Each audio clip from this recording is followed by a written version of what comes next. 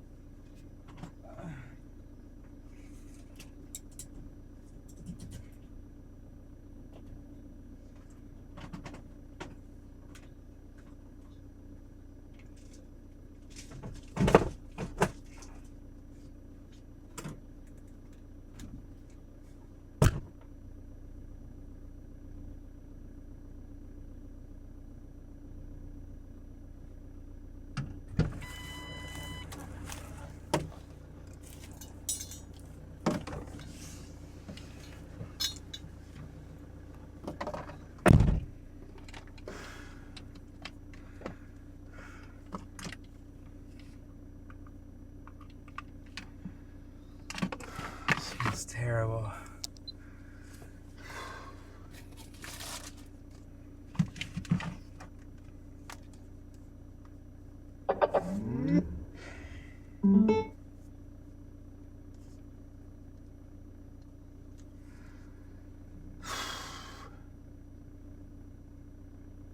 Fuck, I wish I had found that white cable, eh? Let's go look for it again.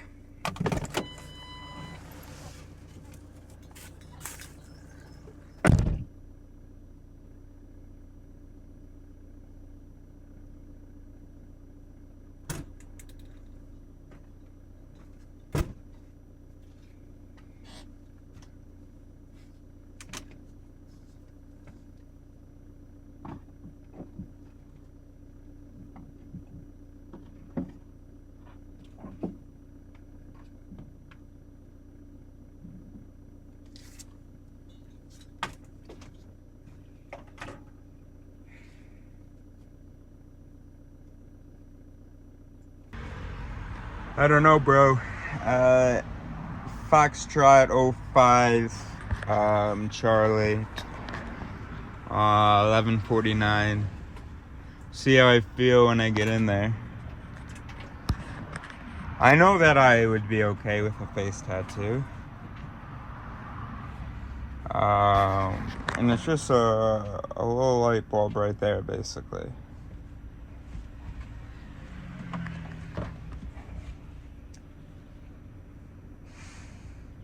I know that I'll lose out on things as well. Put it over here somewhere. There are a few moments, the beginning moments where I first meet someone, and they don't know that I'm a little different.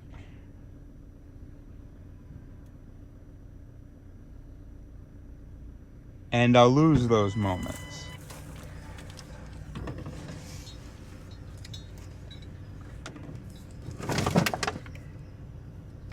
In fact, that will be replaced by sometimes people thinking I'm in a gang, or just a negative association. So I could just look ugly. And it's permanent. It's not like when I shaved off my eyebrows. It's not like this unibrow, because I can remove this. Then again, I'm pretty sure I can just put some makeup there. And even if I don't get the color right, it just looks like a little stain maybe. Yeah, I think I gotta do it. Worst case scenario. Shit, it closes in 10 minutes. We gotta get there, bro. Pull makeup or a band-aid on. When I really want to try to hide who I am for a few moments. So that they can, I don't know. I mean, either way, there are some pretty big associations coming out, you know, as soon as someone meets me.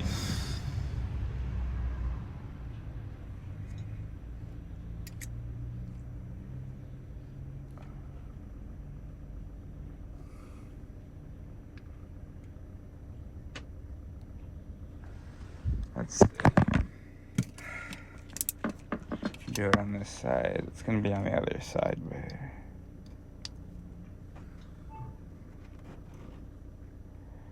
I don't know. That's all I can really do right now. Happening right now, hiding from itself in billions of ways, within you right now reading this sentence, unaware of its essence and at the same time realizing everything is in perfect harmony. All play, all adventure.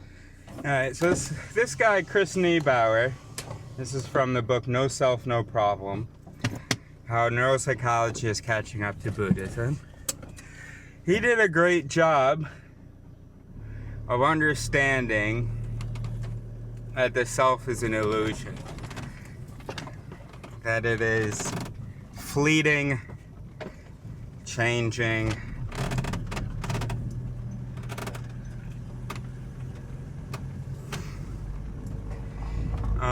the problem is that he thinks that because Buddhism had figured that out, that they also figured out the nature of consciousness, being that it's outside of us. So a bit of nonsense. Shit. If I had gone left,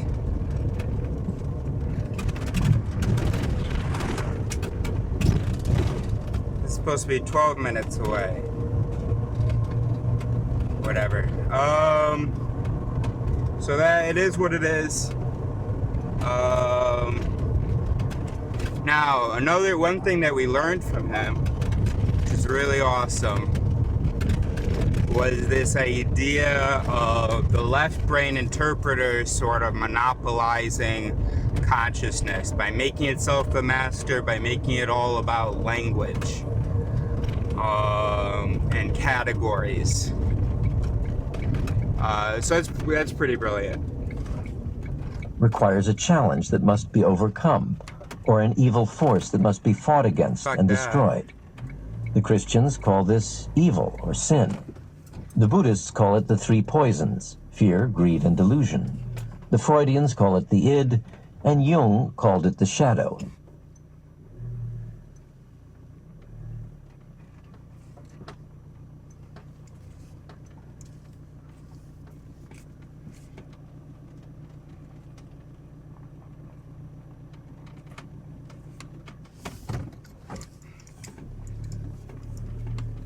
But it's the same mechanism woven into the fabric of a universe intent on play and an unending mystery. The issue with any game, even this grand universe game, is that unless there is a possibility of defeat, and it has to be real defeat, there is no game. The grand game of all games is the game of life and death. If death didn't seem real, the game would be meaningless. Death seems like a real, genuine defeat, because if it didn't, we would lose interest in the game. I remember when my son was young, and I would chase him, pretending that I was a monster. He would yell over and over again, laughing, "A monster's going to get me!" Likewise, I would hold him, leaning back as he almost fell off my lap, and we would play the game of "Don't Let Me Go," with both of us laughing over and over, and each time I would extend him a little farther and make the game a little more exciting. This is the early form of drama without the seriousness we give it later in life, when we forget that the original nature of drama is to play. As adults, our monsters become very real, taking such forms as financial ruin, loneliness, job loss, sickness, and death. As adults, we've come to really believe that monsters can get us, and that we will be devastated by this. Somehow, a game that started with a built-in safety valve and the inability to stop laughing ends up in stress, depression, and anxiety. Not coincidentally, as our bodies get older, our sense of self becomes more established, and our propensity to experience mental suffering grows too. Next, consider this. What if the way to win the game of life is to discover experientially that it's all a game in the first place, and that you are the creator of the game? I emphasize the experience of this discovery, and I suggest that this is what happened to the Buddha, Lao Tzu, and other ancient masters from the East so long ago. In their case, identification with the self collapsed, and so did all the mental suffering that went with it. If mental suffering has any benefit, perhaps it is to help you wake up to the game, to the grand drama that is this existence. As it is put in Buddhism, when there is no mud, there is no lotus flower. The Buddha was supposedly protected from suffering early in life, and if he had never ventured out to explore suffering, he would have never had his insights. If not for your suffering, you would not be where you are right now. Let's conclude with a few explicit pointers on playing this cosmic game. One way to play the game is to dismiss or forget the ideas presented here and continue to believe that the left brain is in fact you. You keep your identity and keep playing a role in this theatrical world we call modern society. In this realm of categories and interpretations, there are good days, but there are also bad days. There are friends, but also enemies. In this left brain world, you can win, but sometimes you will lose. There's the thrill of victory, but also the anxiety over defeat. The game is played with a dreadful sense of seriousness and urgency, as if it isn't a game at all. Of course, there are some downsides in this approach. Life is viewed as short. Death and disease are the enemy, and you must work as hard as you can for as long as possible, trying to win with the most possible credits, be they material or spiritual. Like most of us, your actor ego is likely cast as only an extra in the background of the world's stage, but there's always the chance for stardom, and for that chance, many accept the suffering. There's nothing wrong with this choice, and currently and historically, it is the most popular option on the planet. In a way, for those who are totally ignorant of all these ideas, we could say that they are playing the game so well that their left brains should be congratulated. Going to the other extreme, another option would be to wholeheartedly pursue activities associated with the right side of the brain, in a search for what many refer to as enlightenment. Taking this option to the fullest means following a path similar to the saints, masters, and monks of the world's great spiritual traditions, and of course, the Buddha. Meditation, mindfulness, prayer, yoga, and maintaining a focus on compassion, gratitude, and the interconnected nature of all existence are all great places to start. Ultimately, how to get there is largely a mystery, and certainly something that cannot be articulated fully in words. But there are many signs and pointers the adepts have left behind. If this is your calling, then I bow to you and wish you well in your journey. A third option is what one might call a middle path, where you have one foot in each of the other two options. In this option, you take the game just seriously enough that you cheer when your kid wins a soccer game and feel sad when you don't get a promotion at work. Of course, in either case, you don't take either the victory or defeat too seriously, because behind them both you maintain a hint of a smile, and this smile symbolizes your understanding that without losing there can be no winning, and that every win ultimately depends on a loss. In this middle path, you might look at a trashy magazine in the grocery store and simultaneously see it as gossipy nonsense and an expression of human creativity and spirituality. You might feel a surge of anger when someone cuts you off in traffic, while at the same time be laughing internally at the silliness of the drama. There may be moments when you experience the egoless consciousness and the total embrace of no self, no problem. But then a few minutes later, your ego kicks in when a coworker walks by and ignores you. In fact, you may already be playing the game in exactly this way. Maybe you meditate, practice mindfulness, and feel very spiritually grounded when you do. And later the ego comes back online and is frustrated to find out that you've run out of coffee. You take a yoga class and feel great, but curse the person that left a scratch on your car when you leave to go home.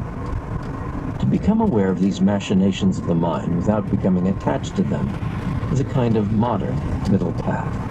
Why are we even No still matter going your to this choice in how to pharmacy? play, my hope is that by reading this book and becoming familiar with the left brain interpreter and how it works, you can start to take it a little less seriously. Right. Doing so will most certainly lessen your suffering.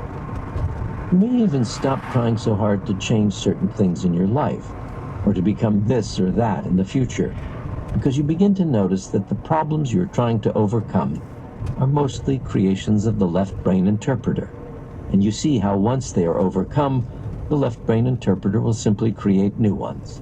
This can also be true even for those pursuing a strict spiritual path, as indicated by the words of former Harvard professor Richard Alpert, now known as Ram Dass, when he said, "All spiritual practices are illusions created by illusionists to escape illusion."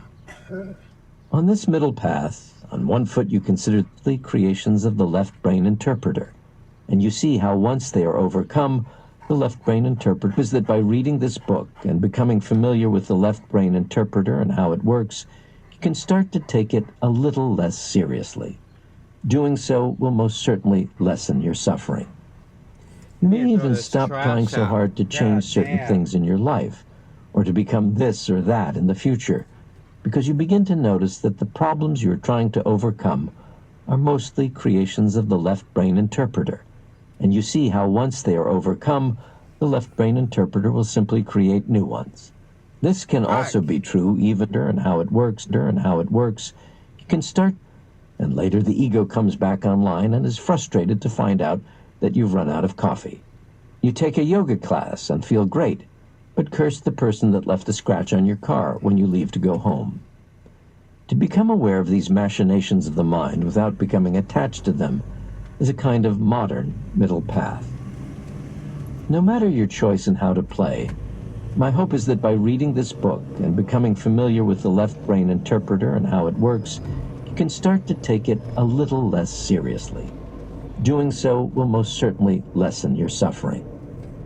You may even stop trying so hard to change certain things in your life, or to become this or that in the future, because you begin to notice that the problems you're trying to overcome are mostly creations of the left brain interpreter, and you see how once they are overcome, the left brain interpreter will simply create new ones. This can also be true even for those pursuing a strict spiritual path, as indicated by the words of former Harvard professor, "Lessen your suffering." You may even stop trying so hard to change certain things in your life, or to become this or that in the future, because you begin to notice that the problems you're trying to overcome are mostly creations of the left brain interpreter, and you see how once they are overcome, the left brain interpreter will simply create new ones. This can also be true even for those pursuing a strict spiritual path, as indicated by the words of former Harvard professor Richard Alpert, now known as Ram Dass, when he said, "All spiritual practices are illusions created by illusionists to escape illusion." On this middle path, on one foot you consider that the real you is already perfect and at peace, and that's good because the left brain interpreter has no real power to create change in your life anyway, because it's a mirage. Though I'll bet your left brain interpreter is objecting to this right now. Think of it this way. Can the smoke above a factory do anything to change the workings of the factory itself? How frustrating would it be to believe that the fictional character Sherlock Holmes could solve a mystery in the real world? When we get this, we begin to see that we are right where we need to be, doing exactly what we need to be doing. So, while several explorations have been offered in this book to help you get out of your left brain, perhaps the real you already is, and it's not worried one bit. This is the type of paradox that frustrates the interpreter. But to experience this is to experience the playful nature of reality, which takes us back to the story of God playing hide and seek. People enjoy a scary movie or an amusement park ride because they know that they are actually safe. In this same sense, this universal consciousness knows everything is safe, even in what the left brain categorizes as horrific tragedies.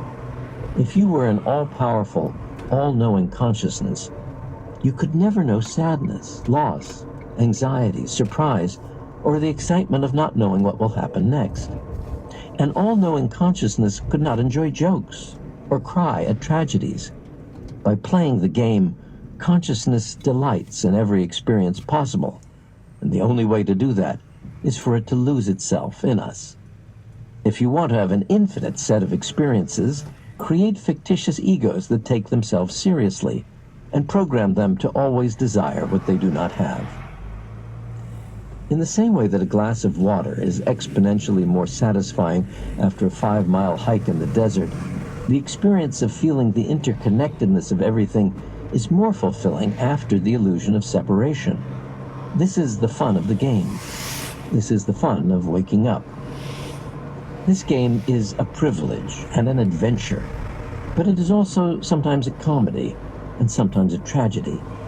The whole of it makes up a tapestry such that you cannot selectively pull one part out and leave the others behind, because they are all interwoven, defining each other, and even giving existence to each other.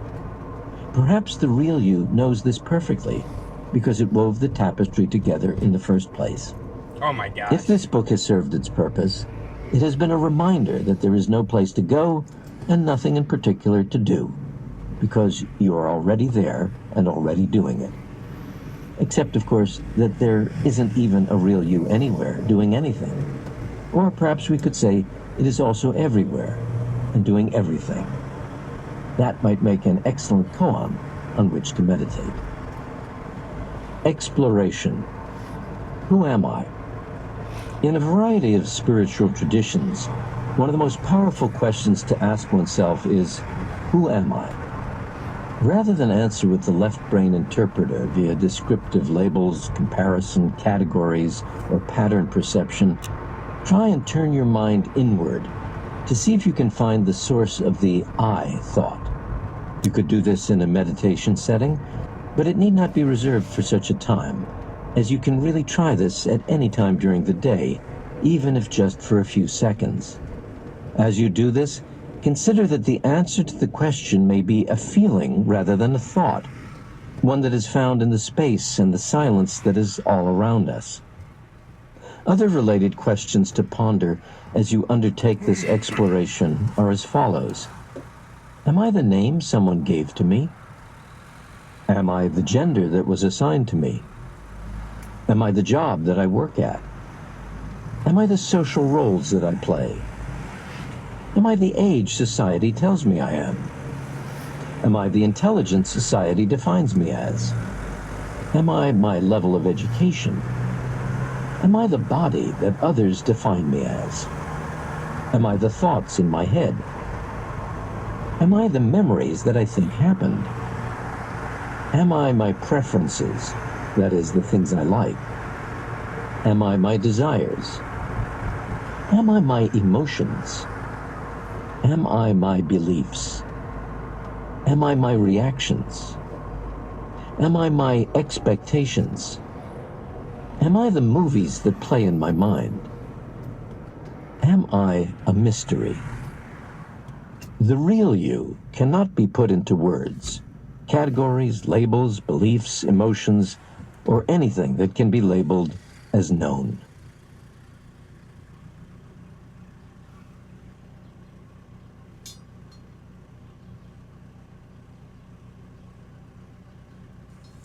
All right. All of what he said can be used. You can play all of the games that he described, including the things he pretended were real, such as you are already where you are supposed to be, for instance. Just replace that with wherever you are, it's okay. Ultimately, it's okay. And if, in order to know that, in order to believe that, in order for that to be an operating principle, if you need to tell yourself that you are where you're supposed to be, okay, that can be a part of the game. Reassuring yourself with the knowledge, synchronicity, serendipity, whatever.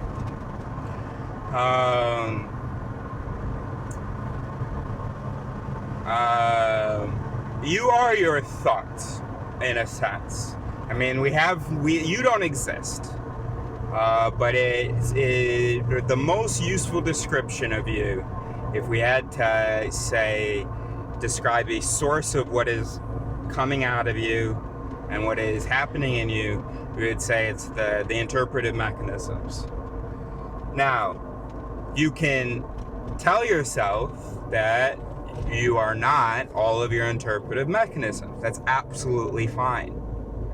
You can tell yourself that you are not any thoughts at a given moment.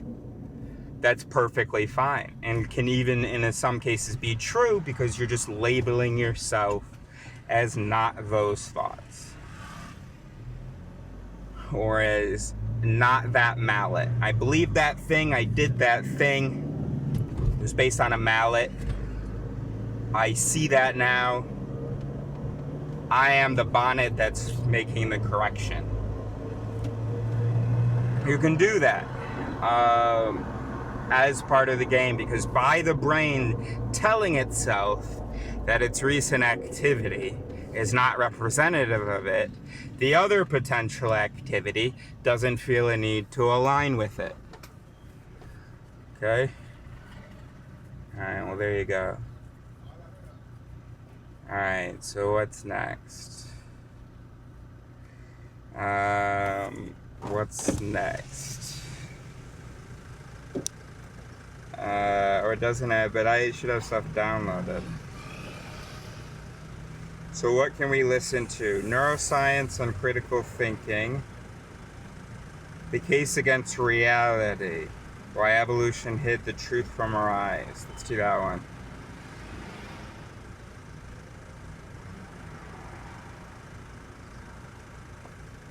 Preface. So this is by, I'll get to that. Your eyes will save your life today. With their guidance, you will not tumble down stairs, leap before a speeding Maserati, grab the tail of a rattlesnake, or munch on a moldy apple. Why are our eyes and all of our senses reliable guides? Most of us have a hunch, and they tell us the truth. The real world, we assume, consists of cars and stairs and other objects in space and time. They exist even if no living creature observes them. Our senses are simply a window on this objective reality. Our senses do not, we assume, show us the whole truth of objective reality. Some objects are too small or too far away. On rare occasions, our senses are even wrong. Artists, psychologists, cinematographers, and others can cook up illusions that fool them. But normally our senses report the truths we need to navigate safely through life. Why do our senses exist to reveal the truth? Again, we have a hunch: evolution. Those of our ancestors who saw reality more accurately had an advantage over those who saw it less accurately, especially in critical activities such as feeding, fighting, fleeing, and mating. As a result, they were more likely to pass on their genes, which coded for more accurate perceptions. We are the offspring of those who, in each generation, saw objective reality more accurately. Therefore, we can be confident He's that we setting see it y'all up. accurately. You know that by Our now. hunch, in short, is that truer perceptions are fitter perceptions. Evolution weeds out untrue perceptions, and that is why our perceptions are windows on objective reality. These hunches are wrong. On the contrary, our perceptions of snakes and apples, and even of space and time, do not reveal objective reality. The problem is not that our perceptions are wrong about this or that detail. It's that the very language of objects in space and time is simply the wrong language to describe objective reality. This is not a hunch. It is a theorem of evolution by natural selection that wallops our hunches. The idea that our perceptions misled us about objective reality, in whole or in part, has a long history. Oh, so this is The Case Against Reality, Why Evolution Hid the Truth from Our Eyes, Donald Hoffman. Let's see. All right. Democritus, around 400 BCE, famously claimed that our perceptions of hot, cold, sweet, bitter, and color are conventions, not reality. A few decades later, Plato likened our perceptions and conceptions to flickering shadows cast on the walls of a cave by an unseen reality. Philosophers ever since have debated the relation between perception and reality. The theory of evolution injects new rigor into this debate.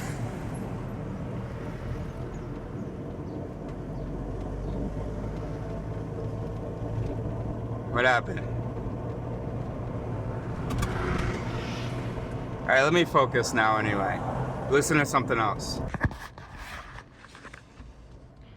If it's something like that, well, first of all, that looks fantastic. That looks fantastic. It doesn't take away from my eyes. Got super strong eyebrows. Is this a roundabout? What is this? So it has to be lighter than my eyes.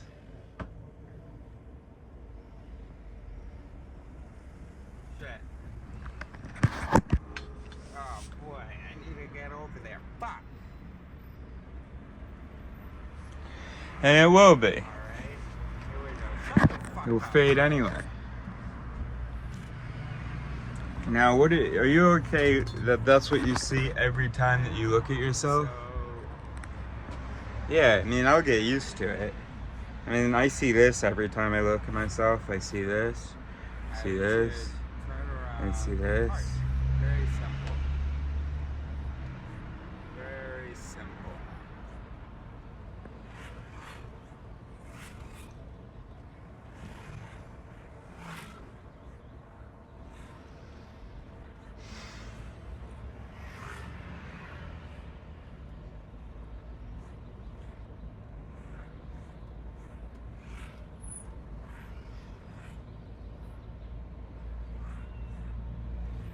Yeah, bro.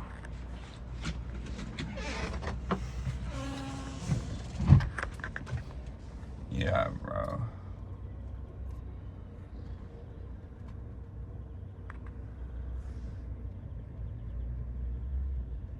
Yeah, bro.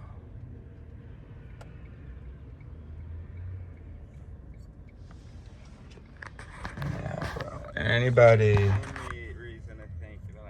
And there are wonderful people that I've met that I would have missed out on had I had a face tattoo. Not because they hate people with face tattoos, but just because that would have knocked down a domino stream triggered in it.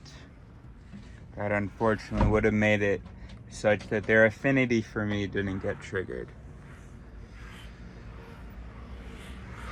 But everything's okay. That's the number one thing that matters, first of all. Everything's okay. Everything's fine. And then the second thing that matters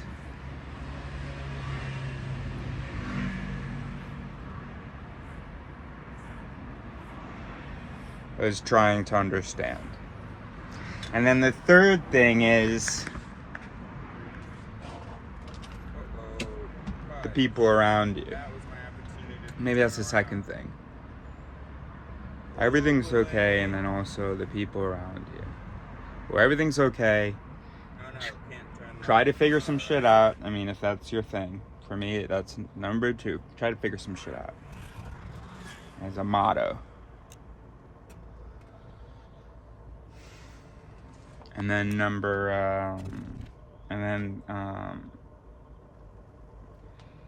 three is if other people are distracting you from figuring some shit out. The first place I can park, I'll park. Then go elsewhere. The bike to go the rest of the way. And you can say that that's what it's about. I want to turn around. I can go elsewhere, as I've done.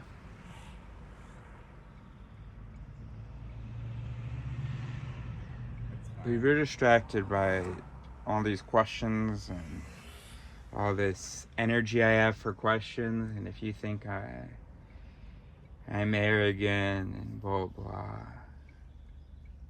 okay, go somewhere else. Don't look. I mean, I don't know. It's hard to. I googled why not to get them, and it was all just like, oh, you're gonna get judged, bro. Yeah. Beyond that, it's a statement of individuality and who, you know what? Who cares what people today say? If I contribute anything, if there's any reason to talk about me in the future, I want that image. I want the description of me. I want that to include the fact that he had a face tattoo in 2024. It wasn't super like, but still definitely like.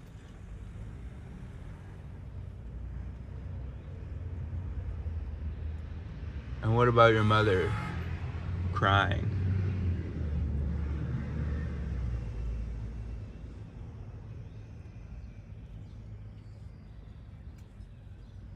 If she hasn't already mourned.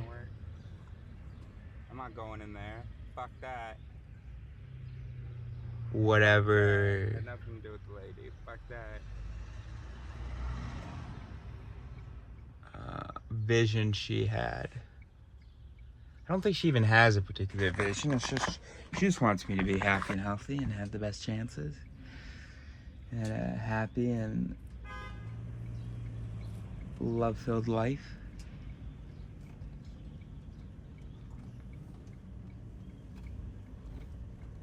Well, then if that's the case, then yeah. Let's get the tattoo. Yeah, let's commit to that. We've been excited about it, thinking about it the past couple years. Alright, that was a good spot, wasn't it? Damn. We like our face. We don't want to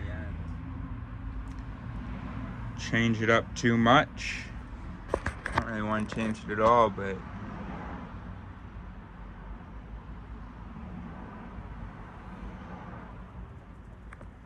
I need a symbol of. What do we think about this?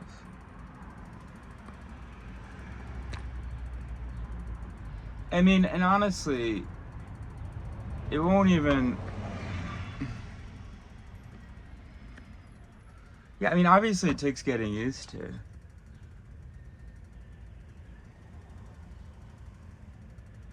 Yeah. That's just the way Eris was. He wasn't even really a face tat guy, but he slowly realized how different he was and how compelled he had been by societal truths. And he broke free of that. He wore a symbol on his face because it was that fucking important. Questions, thinking, and distancing from those kinds of norms. I think he's got to do it. You know, it's not a way.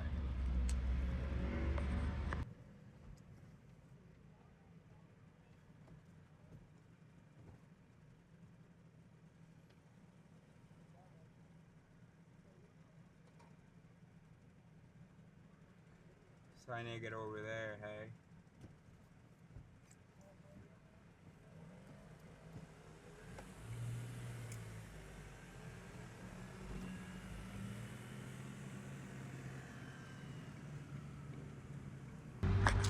Here's the thing. The human brain works really well by categorizing.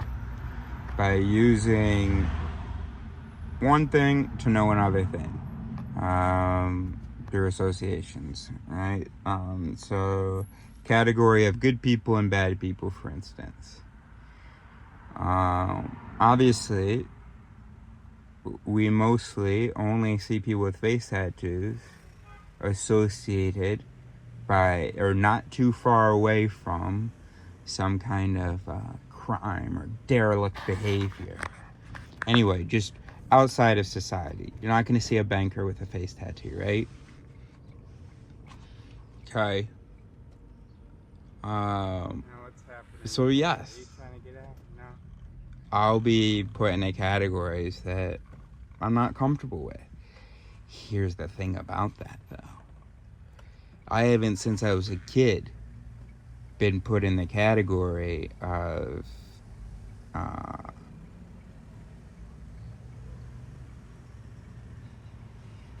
great thinker. There's nothing I can do about the color of my skin, the fact that I don't really do laundry. There's nothing I want to do about that. I'm okay with that. There's lots of things I want to spend my time working on.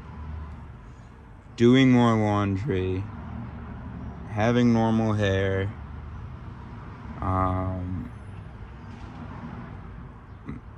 it's just not on the list.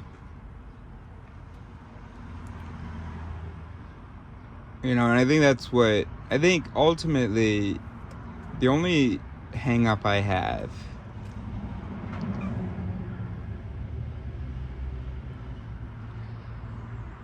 well, one, there's just the basic anxiety of feeling like you're putting some kind of an alarm light on your, it's just something, I don't mean in like a red flag thing.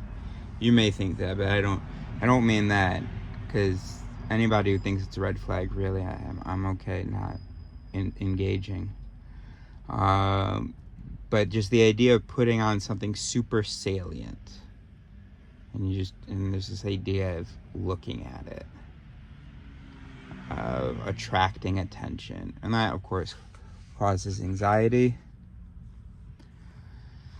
And then the other piece of the anxiety, I would guess, is my mother, who's paying for it. How she would, her face. And that hurts a lot. It does, and it's why I haven't done it sooner.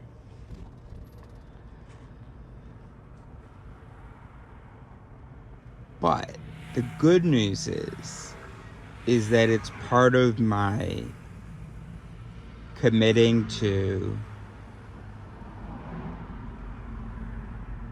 being an outsider, because it was, I guess, maybe scary for me, the idea of just being right on the outside but like looking in. So that is kind of lonely.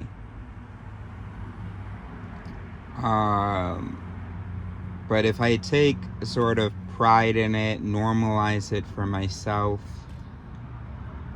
then maybe I'll stop looking in. I mean, I think I kind of already have, but just kind of keep glancing in at what the majority does.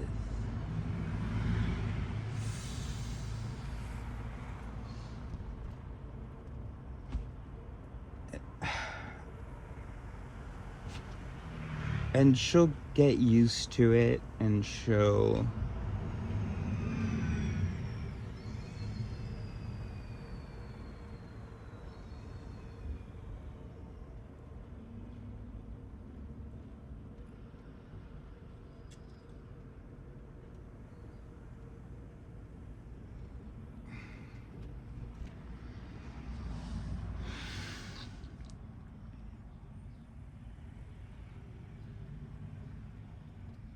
We haven't really spoken much lately because the last thing I said to her said I was gonna get a face tattoo. And she's called me a few times and I haven't answered.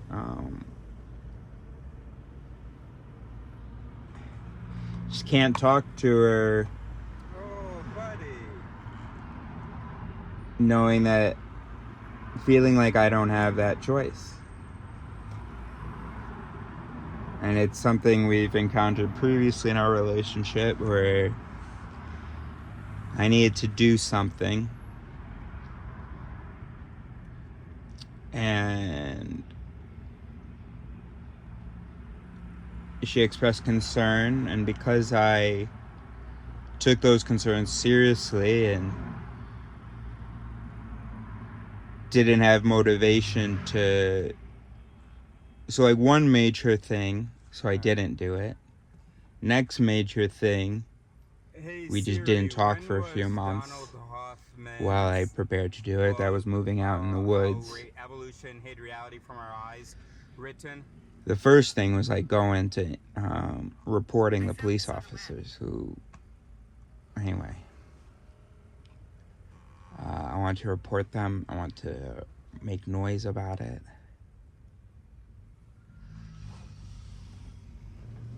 Anyway, so I came to Europe and moved outside.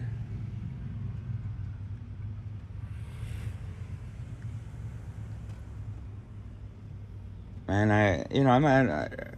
gosh, I love my mom. I depend on my mom. It's probably... Nope, that's not going to be possible. Wow, And it was hard, but I still moved out into the woods.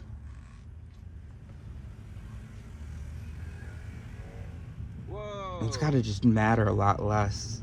¿Te vas?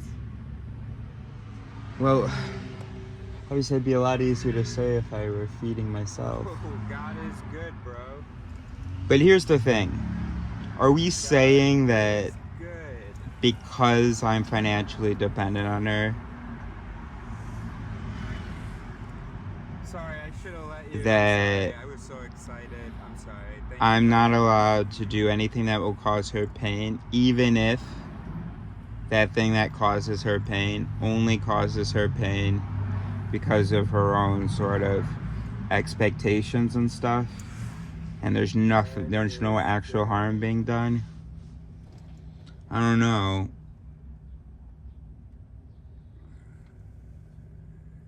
Well, motorcycle can park there, bro. And I know that I'm still obviously very, That is great, huh? very privileged, very fortunate. I mean, some, kids have to, I'm pretty much able to be myself. I'm out here. Let me go. The biggest thing in the world is that in 2024, two parents who were not rich said, "Hey, son, you can pursue your dreams. We're gonna support you." That's huge. Wait, no, don't I want to go up? That's huge. And I regret that Where do we have to go again? I may sometimes underestimate that, and how appreciative I am.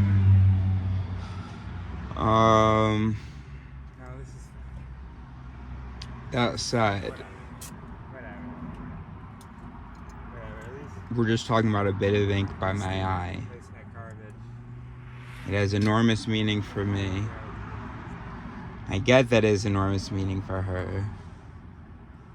Now, hopefully,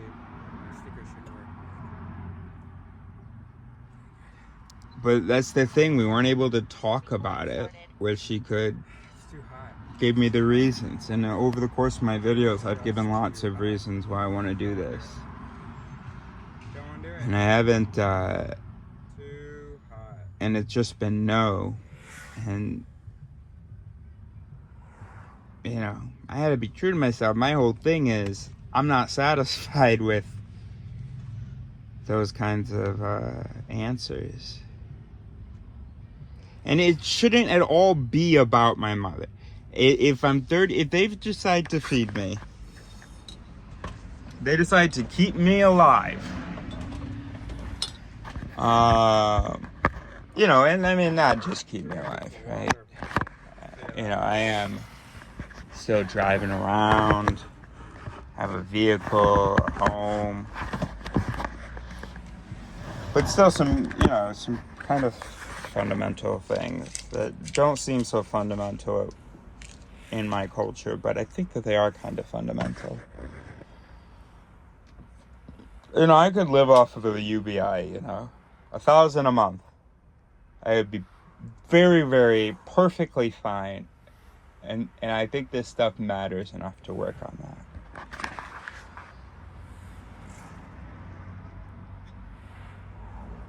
Anyway, it shouldn't be about her. It shouldn't be about her. It isn't about her. And part of her would agree with that. She would say, it isn't about me. You know? It's just, you know, it's permanent. Yeah, I would have liked for us to have been able to discuss it. Just like I would have liked for us to have been able to discuss the woods before I moved out there. But it worked out wonderfully. And this will too. And every moment that I believe in myself, and I think about what matters, and I think about blah, blah, I come back to doing this. The only thing keeping me away from it is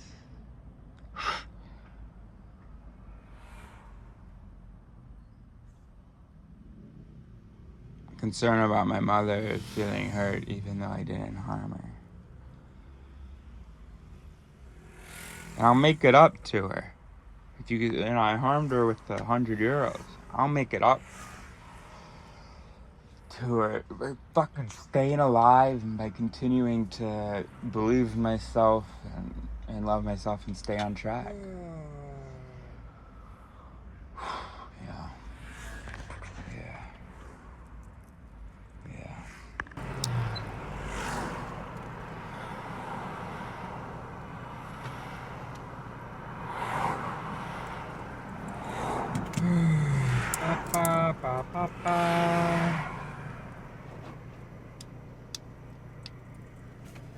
Ay.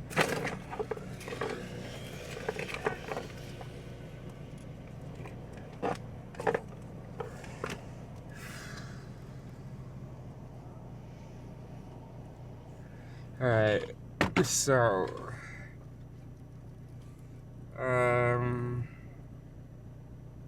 wait a minute. Deepak Chopra. Wait a minute. Deepak Chopra.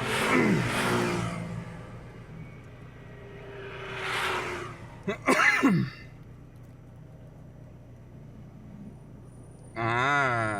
at that. The acknowledgement, he says, I offer the red pill. And I hope it's the right fucking red pill. That we're brains. What's Deepak Chopra saying about this? A masterpiece of logic, rationality, science, and mathematics. Maybe I'm getting confused about who Deepak Chopra is.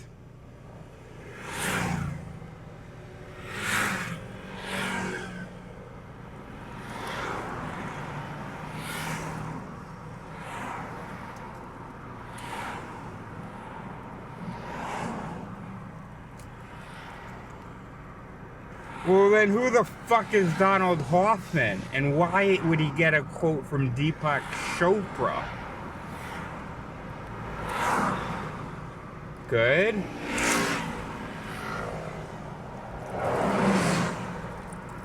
Right.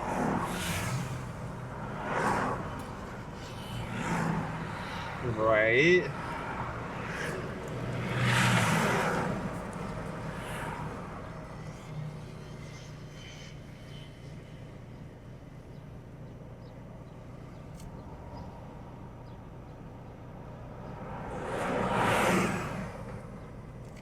Right. Great. So, why you would get a quote from Deepak Chopra? Okay, let's see.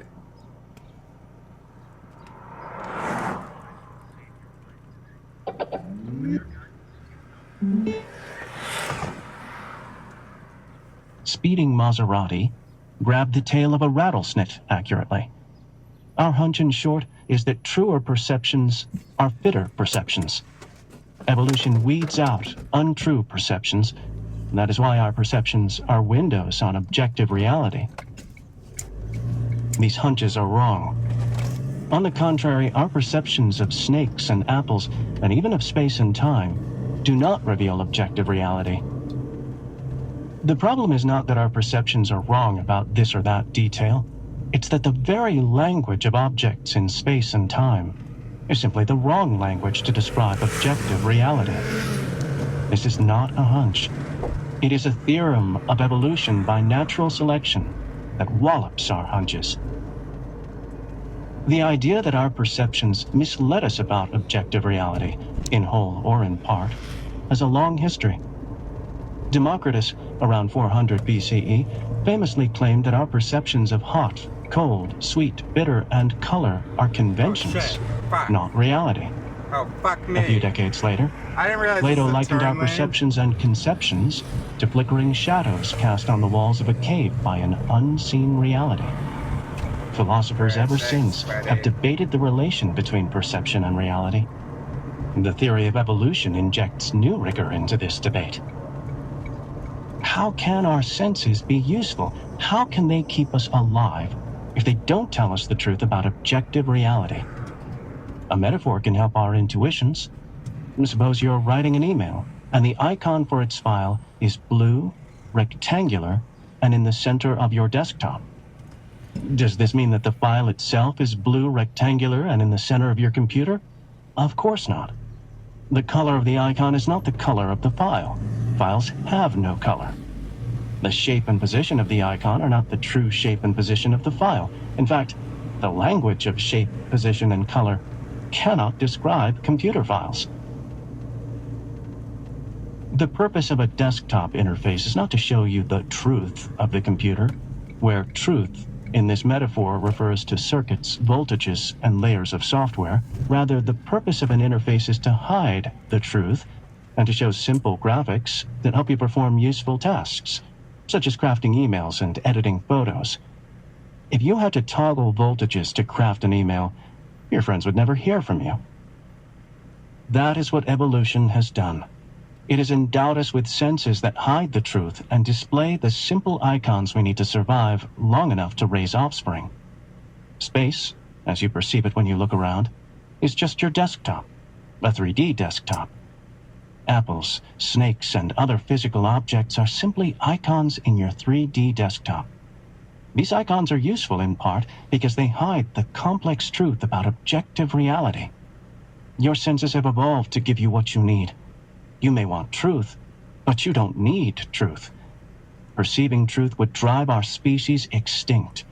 You need simple icons that show you how to act to stay alive. Perception is not a window on objective reality.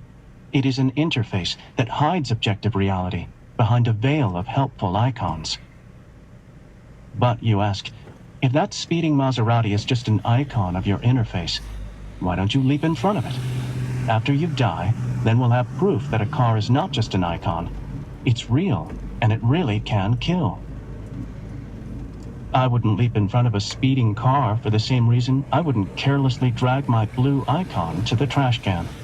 Not because I take the icon literally. The file is not blue. But I do take it seriously. If I drag the icon to the trash can, I could lose my work. And that is the point. Evolution has shaped our senses to keep us alive. We have to take them seriously. If you see a speeding Maserati, don't leap in front of it. If you see a moldy apple, don't eat it. But it is a mistake of logic to assume that if we must take our senses seriously, then we are required or even entitled to take them literally. I take my perceptions seriously, but not literally. This book is about why you should do the same, and why that matters. I explain why evolution hid objective reality and endowed us instead with an interface of objects in space and time. Together we will explore how this counterintuitive idea dovetails with discoveries in physics that are equally counterintuitive, and we will examine how our interface works and how we manipulate it with makeup, marketing, and design. In Chapter 1, we confront the greatest unsolved mystery in science: your experience of the taste of dark chocolate, the smell of crushed garlic, the blare of a trumpet, the sensual feel of plush velvet, the sight of a red apple. Neuroscientists have found many correlations between such conscious experiences and brain activity. They have discovered that our consciousness can be split in half with a scalpel, and the two halves can have different personalities with different likes, dislikes, and religious beliefs. One half can be an atheist, while the other believes in God. But despite all this data, we still have no plausible story about how brain activity might generate a conscious experience. This stunning failure suggests that we have made a false assumption. Hunting for a culprit led me to look more closely at how our senses are shaped by natural selection. So hopefully what he's going to say is, we haven't necessarily failed at the task. We failed at the fucking question. That's all. And it's just our own inadequacy of comprehension that we feel like there's a question. Or the question is, how can we get a human being to understand that brain activity is your conscious experience? That's the question. A clear example of this shaping is our sense of beauty. We explore in Chapter 2 beauty and attraction through the lens of evolution. When you glance at another person, you immediately and unconsciously pick up dozens of sensory clues and run them through a sophisticated algorithm forged by evolution that decides one thing: reproductive potential, the likelihood that this person could successfully raise offspring. Your algorithm, in a fraction of a second, summarizes its complex analysis with a simple feeling, ranging from hot to not. Through the course of the chapter, we examine specific clues of beauty in the human eye. Men are attracted to women with larger eyes that have larger irises, larger pupils, slightly bluish scleras, the whites of the eyes, and distinctive limbal rings, the dark border between the iris and the sclera. What women want is more complex, and it's a fascinating story that we will examine more closely. As we survey our sense of beauty, we absorb key concepts of evolution, learn useful tricks to spiff up portraits, and explore the logic of natural selection, including the logic that tempts us to deceive others by spiffing up. Many experts in evolution and neuroscience claim that our senses evolved to report truths about objective reality. Not the full spectrum of truth, just what we need to raise kids. We listen to these experts in Chapter 3. We hear from Francis Crick, who discovered, along with James Watson, the structure of DNA. In a series of letters that Crick and I exchanged a decade before his death, he argues that our perceptions match reality, and that the sun existed before anyone saw it. We hear from David Marr, a professor at MIT, who combined insights from neuroscience and artificial intelligence to transform the study of human vision. In his classic book, Vision, Marr contends that we evolved to see a true description of objective reality. Marr was my doctoral advisor until his death at age 35. He influenced my early ideas and those of the entire field on this topic. We hear from Robert Trivers, an insightful evolutionary theorist who maintains that our senses evolved to give us an accurate view of reality. Philosophers have long wondered, can we trust our senses to tell us truths about reality? Many brilliant scientists answer yes. We look in Chapter 4 at the case for no. We encounter a startling fitness beats truth, FBT theorem, which states that evolution by natural selection does not favor true perceptions. It routinely drives them to extinction. Instead, the question is, so of course some things we see are true. There's a thing I can meaningfully call a steering wheel here, obviously, and but what did he just say? That was really important. Senses evolved to give us an accurate view of reality. Philosophers have long wondered, can we trust our senses to tell us truths about reality? Many brilliant scientists answer yes. No, we we look in can't Chapter trust them. 4 Would you at the say case trust for them? no. Until his death at age 35. He influenced my early ideas and those of the entire field on this topic. We hear from Robert Trivers, an insightful evolutionary theorist who maintains that our senses evolved to give us an accurate view of reality. Philosophers have long wondered, can we trust our senses to tell us truths about reality? Many brilliant scientists answer yes. Am I supposed to turn left here? I can't fucking turn left there, bro. You wanted me to turn left there? Fuck that.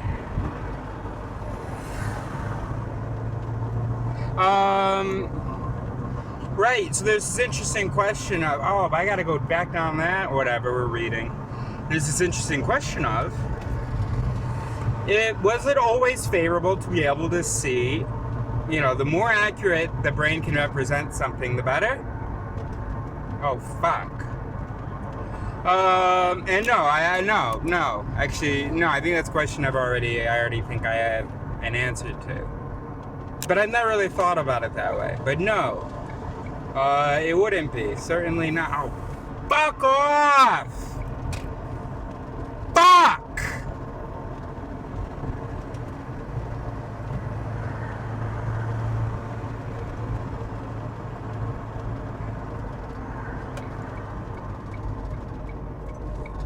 Okay, fuck that.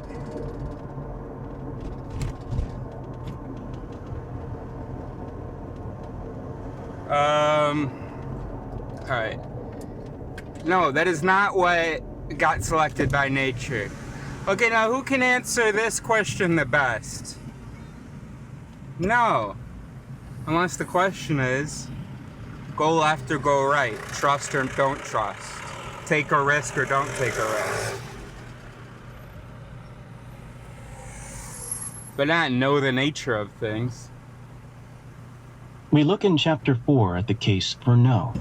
We encounter a startling fitness beats truth, FBT theorem, which states that evolution by natural selection does not favor true perceptions. It Okay, we need to add that to the Conil concepts. We've got dominant processing, we've got FBT.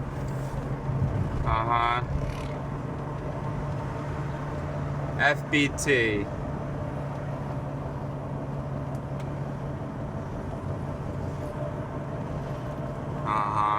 And we also have to make the adjustment to the Warsaw illusions. What we're gonna do is, you know how it says will, and for me that's always meant free will.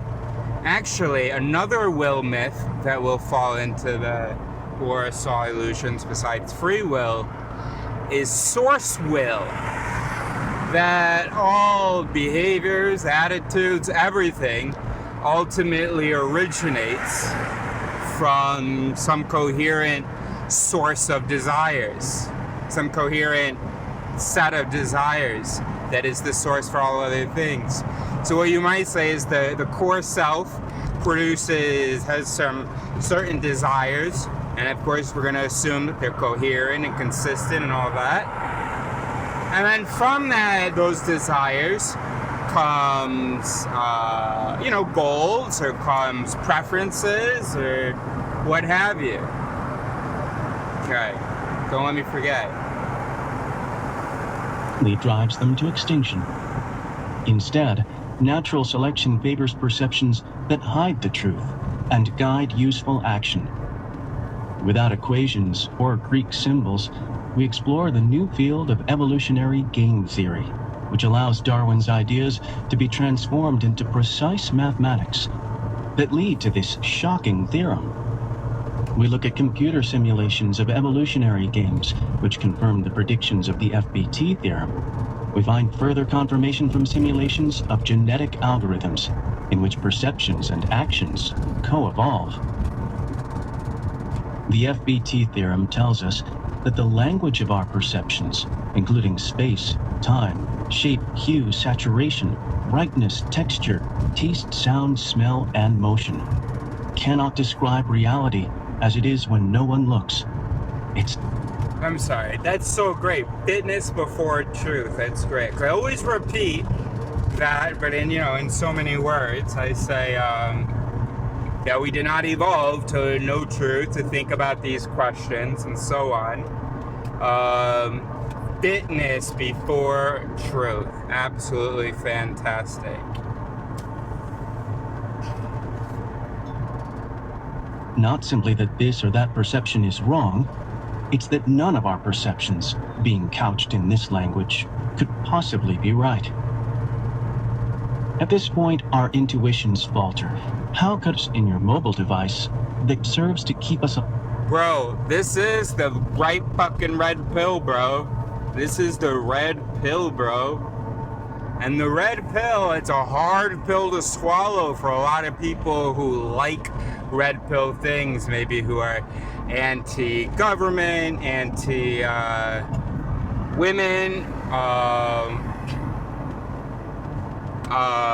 who are like, oh, conspiracy this, conspiracy that, take the red pill, snap out of it.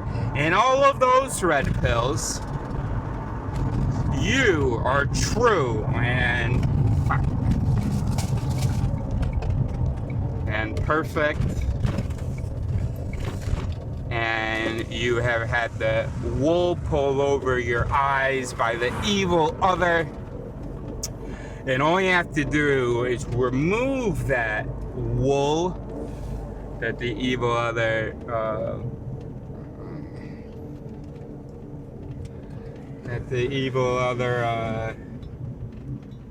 fuck. Did that guy stole that bag? Should I have? Fuck, well, I can't now. Now it's impossible. Can't get back there. I should have maybe at least tried to get the wallet or whatever. I mean, the ID stuff. Ah, fuck it, whatever. This is the society you guys wanted. Anyway, so this is important. In all of those cases, the red pill is remove me from these evil surroundings created by these evil people, or snap me out of it, help me see the reality of their evil and how the world is and should actually be, which I could probably see naturally if I weren't, stuck in the Matrix. Now, this is the real fucking red pill. This red pill, you don't get to leave the Matrix. You find out that you're in the Matrix, that you are one of the creators of the Matrix, and that you have no control over it. That your actions, your errors, contribute to our fantasy land here, and to the lack of our liberty and harmony. That's you, bro, and you can't change it, because there is no pure core you to change it. Now, you can make it better. You can make it better by being a little humble and by looking at caring about science and evidence and stuff and common truths. You can make it better. But you're not, you don't have access to the real world, bro. You don't even fucking exist. Oh shit. And your only access to the real world is a brain. And you could think, well, maybe we'll figure out some other conduit. Sorry, you actually don't exist. All that thing that's connecting to the world through the brain, that thing's an illusion. All there is the connection, bro. All there is the brain, bro. And you will see what you want to see. And desire is not a question of intention. And it's not even a question of desire. It's what you're programmed to see, which is kind of what you want to see to survive. But not you in the sense of the you that's listening, but you in the sense of that whole system in that skull. Not you in the sense of the you that categorizes and can understand words and all that stuff. I'm talking about the whole thing in there. This is the real red pill, bro.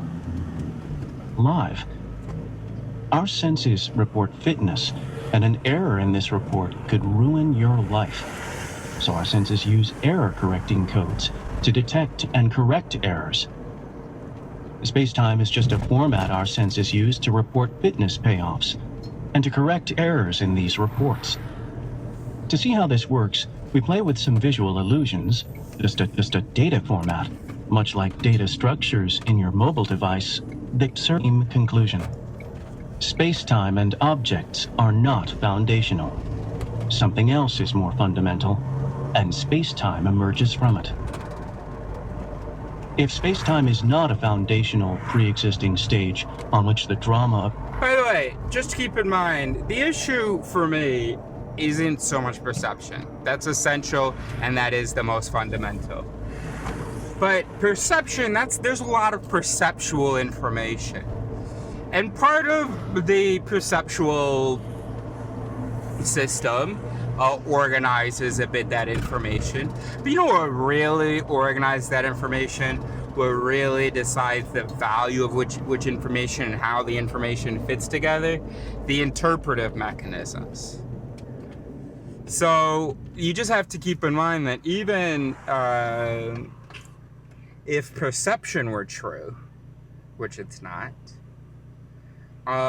what you do with that information, what interpretation is, not just seeing what is, but what it means, those are not true either. And those only evolved for fitness, not truth. The universe unfolds, then what is it? In Chapter 7, we wade into the curious and curiouser. Space-time is just a data format, much like data structures in your mobile device, that serves to keep us alive. Our senses report fitness, and an error in this report could ruin your life.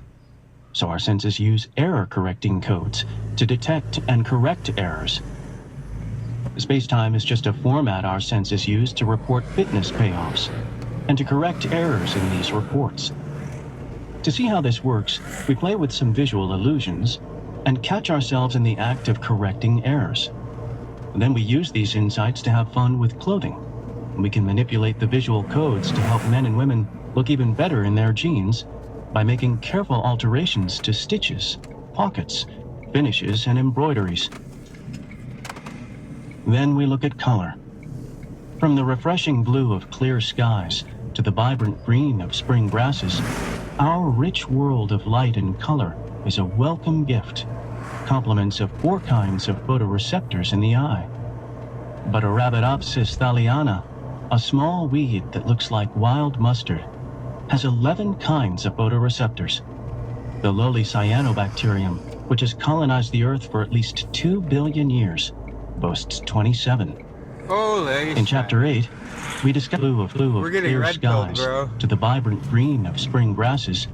Our rich world of light and color is a welcome gift, complements of 4 kinds of photoreceptors in the eye. 4 kinds. I didn't know that. But Arabidopsis thaliana, a small weed that looks like wild mustard, has 11 kinds of photoreceptors. The lowly cyanobacterium, which has colonized the Earth for at least 2 billion years, boasts 27. In Chapter 8, we discover that color is a code for messages about fitness used by many species, a code that excels at compressing data much as you might compress a photo before texting it to a friend. Colors can trigger emotions and memories that enhance our fitness by guiding our actions. Corporations harness the power of color as a tool for branding and will go to great lengths to defend a color as intellectual property. But as potent and evocative as color may be, chromatures, which are textured colors, prove far more versatile and powerful than colors alone, and for good evolutionary reasons. Chromatures can be designed to trigger specific emotions and associations. If you understand our codes for fitness, then you can intelligently hack them for your benefit. But evolution is not done with our sensory codes for fitness. It still experiments with novel interfaces for our enterprising species. 4% of us are synesthetes, who perceive a world that differs from the norm. We meet Michael Watson, who felt with his hands what he tasted with his mouth. When he tasted spearmint, he felt tall, cold columns of glass. Angostura bitters felt like a scraggly basket of hanging ivy. Each taste had its own 3D object, which he created in the moment of taste and destroyed when he stopped tasting. Some synesthetes see a unique color for each number, letter, day of the week, or month of the year, and excel at discerning colors. Perception may seem effortless, but in fact it requires considerable energy. Each precious calorie you burn on perception is a calorie you might find and take from its owner, perhaps a potato or an irate wildebeest. Calories can be difficult and dangerous to procure, so evolution has shaped our senses to be misers. One consequence we discover in Chapter 9 is that vision cuts corners. You see sharp detail only within a small circular window, whose radius is the width of your thumb held at arm's length. If you close one eye and hold out your thumb, I can do 3.2. you can see just how tiny it is. We think we see the whole field of vision in great detail, but we've been duped. Each place we look falls into that small window of sharp detail, so we mistakenly assume that we see everything.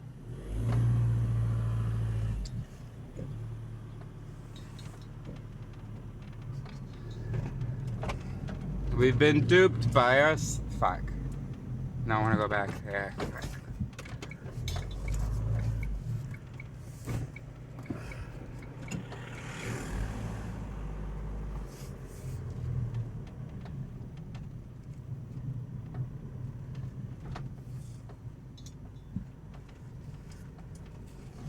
Where's that fucking curve, bro?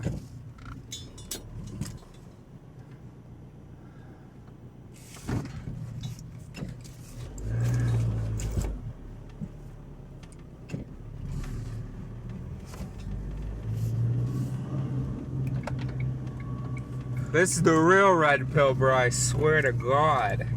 This is called critical recognition. You listen to this book with me, you're gonna have critical recognition. All right, we got a FBT right now. We're gonna do it right now. You hear that, Neo?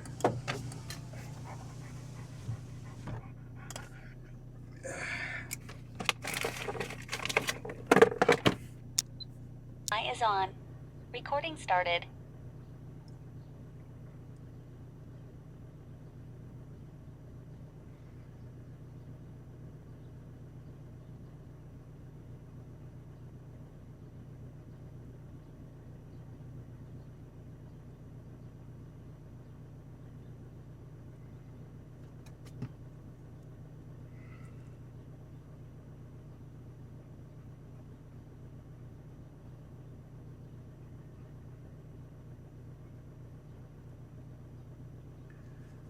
Find and take from its owner, perhaps a potato or an irate wildebeest.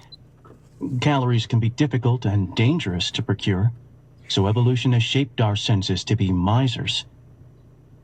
One consequence we discover in Chapter 9 is that vision cuts corners. You see sharp detail only within a small circular window, whose radius is the width of your thumb held at arm's length. If you close one eye and hold out your thumb, you can see just how tiny it is. We think we see the whole field of vision in great detail, but we've been duped. Each place we look falls into that small window of sharp detail, so we mistakenly assume that we see everything in detail. Only within that small window does your sensory interface construct a detailed report of fitness payoffs. That crucial report is formatted as the shape, color, texture, motion, and identity of a physical object. You create a suitable object, your description of payoffs, with a glance. You destroy it and create another with your next glance. Your wide field of vision guides your eyes to attend where there are vital payoffs to report, and thus an object to create. We explore the rules that govern attention, how they apply in marketing and design, and how an ad can by accident promote a rival if it flouts the rules. If our senses hide reality behind an interface, and what is that reality? I don't know, but in Chapter 10, we explore the idea that conscious experiences are fundamental. When you look at yourself in a mirror, you see skin, hair, eyes, lips, and the expression of your face, but you know that hidden behind your face is a far richer world. Your dreams, fears, politics, love of music, taste in literature, love of family, and experiences of colors, smells, sounds, tastes, and touches. The face you see is just an interface. Behind it is the vibrant world of your experiences, choices, and actions. Perhaps the universe itself is a massive social network of conscious agents that experience, decide, and act. If so, consciousness does not arise from matter. This is a big claim that we will explore in detail. Instead, matter and space-time arise from consciousness as a perceptual interface. This book offers you the red pill. If you can accept that the technology of virtual reality will one day create for you a compelling experience that is nothing like your experience when you take off the headset, and why be so certain that when you remove the headset, you're seeing reality as it is? The purpose of this book is to help you take off the next headset, the one you didn't know you were wearing all along. Chapter 1. Mystery. We're still not going to see reality. You can't take off the headset. All you can do is know it's a headset. What do you say? You can't take off the headset.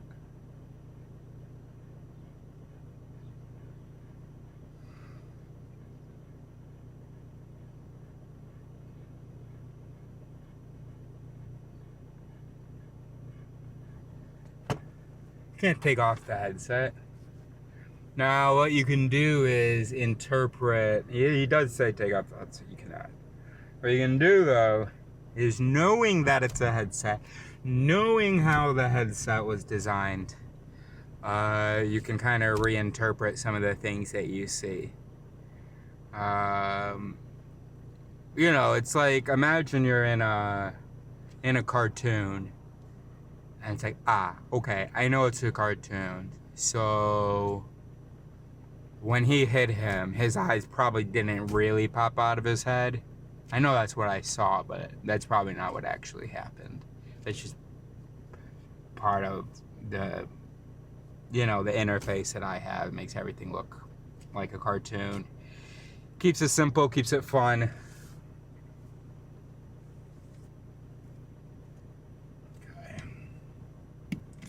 Now, what was the other thing that we were just thinking we have to do? Go get some water now. When is it gonna cool down?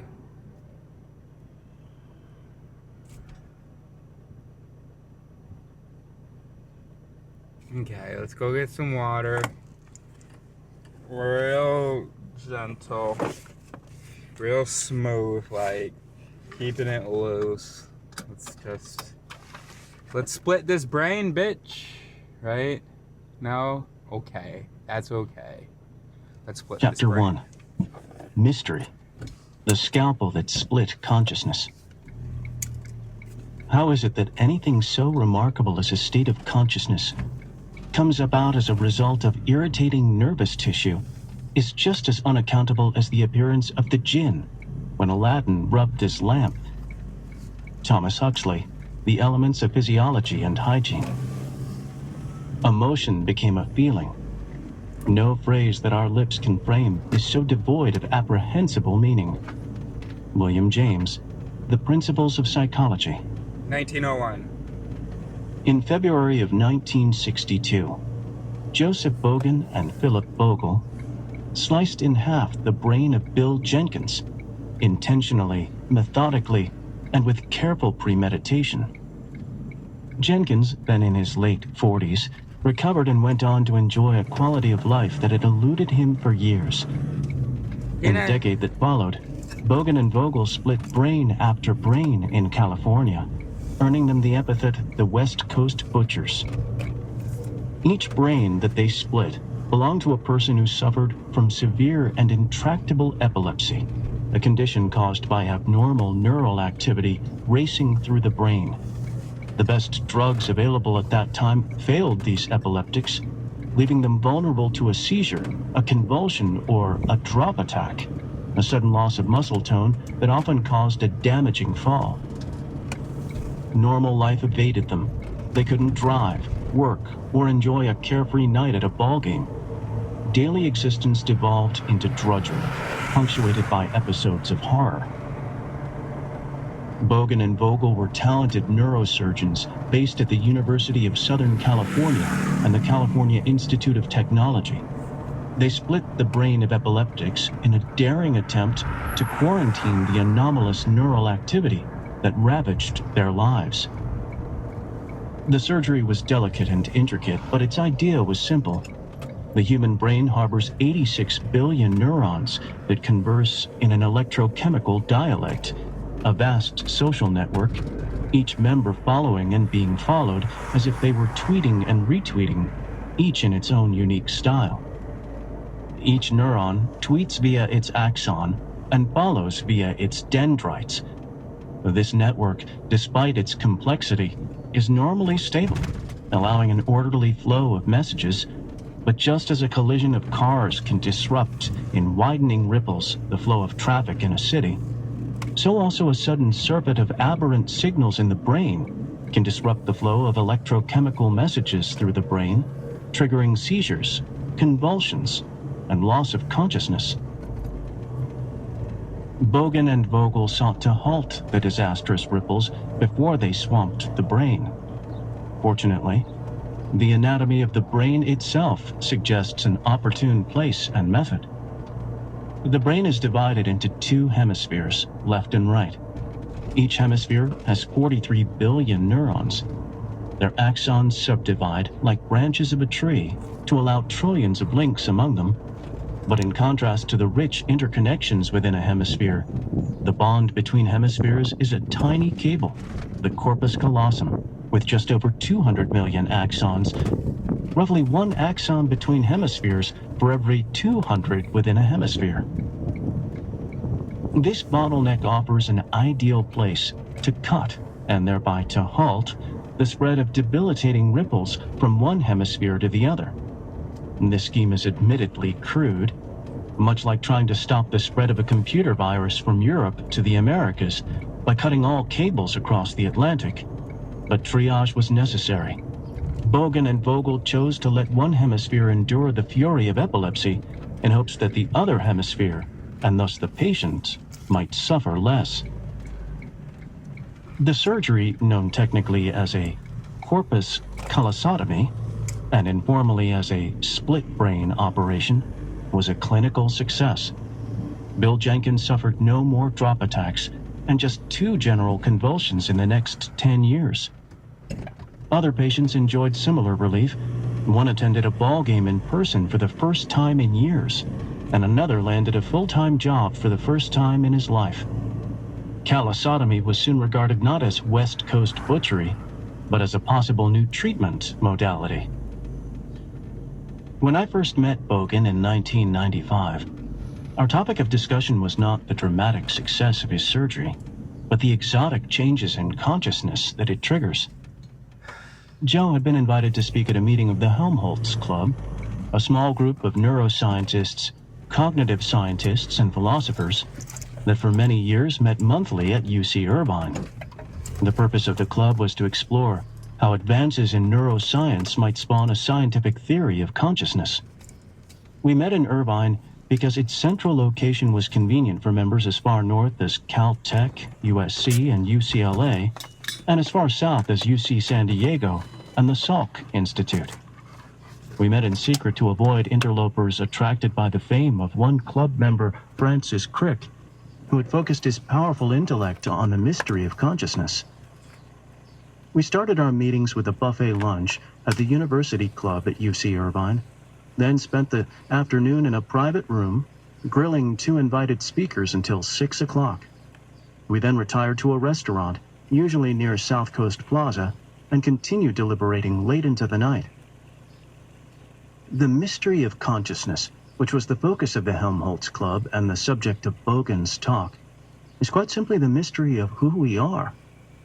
Your body, like other objects, has physical attributes such as position, mass, and velocity. If, heaven forbid, a rock and your body fell simultaneously from the Leaning Tower of Pisa, both would strike the ground at the same time. On the other hand, we differ from rocks in 2 key respects. First, we experience sensations. We taste chocolate, suffer headaches, smell garlic, hear trumpets, see tomatoes, feel dizzy, and enjoy orgasms. If rocks have orgasms, they're not letting on. Second, we have propositional attitudes, such as the belief that rocks don't have headaches, the fear that stocks might fall, the wish to vacation in Tahiti, and the wonder why Chris won't call. Such attitudes allow us to predict and interpret our behavior and that of others. If you wish to vacation in Tahiti and believe that you'll need an airline ticket to do so, then there's a good chance you'll buy that ticket. Your propositional attitudes predict and explain your behavior. If Chris calls and says he'll arrive on the train tomorrow morning at 9 o'clock, then your attribution of propositional attitudes to Chris, that he wants and intends to take the train, allows you to predict where he will be tomorrow at 9, indeed with greater facility than if you knew the state of each particle of his body. Like a rock, we have bona fide physical properties. But unlike a rock, we have conscious experiences and propositional attitudes. Are these also physical? If so, it's not obvious. What is the mass of dizziness, the velocity of a headache, or the position of the wonder why Chris won't call? Man, shut the fuck up. In each case, the question itself seems to harbor... If you take that rock, and let's say you had a couple million, quadrillion rocks, and you set them up a little bit like a Rube Goldberg machine. Except, I mean, you've got a quadrillion rocks, so you'll be using some of the rocks to like form a certain kind of bigger rock, other rocks to form other kinds of things, and you arrange them and so on.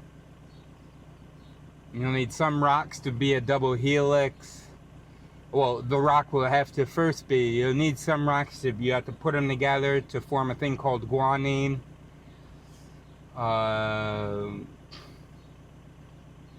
Okay, you can't do it with rocks because if you make a model where every single hydrogen atom is one rock, well, rocks don't actually,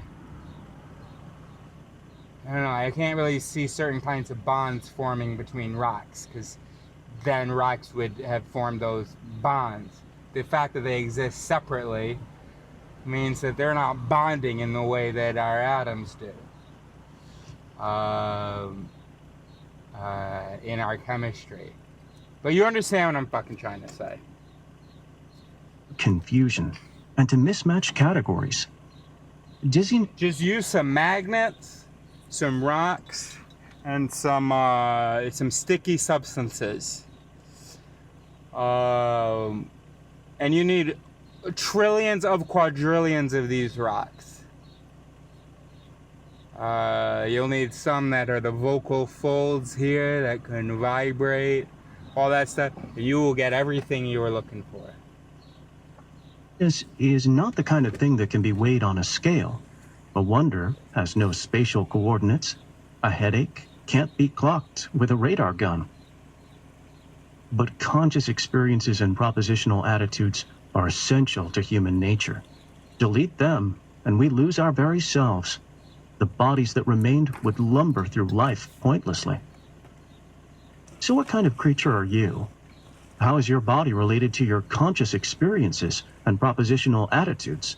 How is your experience of a chai latte related to activities in your brain?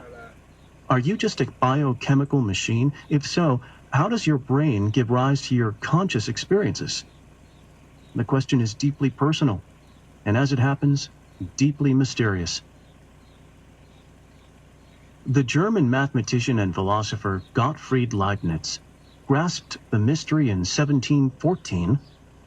It must be confessed, however, that perception, and that which depends upon it, are inexplicable by mechanical causes, that is to say, by figures and motions. Supposing that there were a machine whose structure produced thought, sensation, and perception, we could conceive of it as increased in size with the same proportions until one was able to enter into its interior as he would into a mill.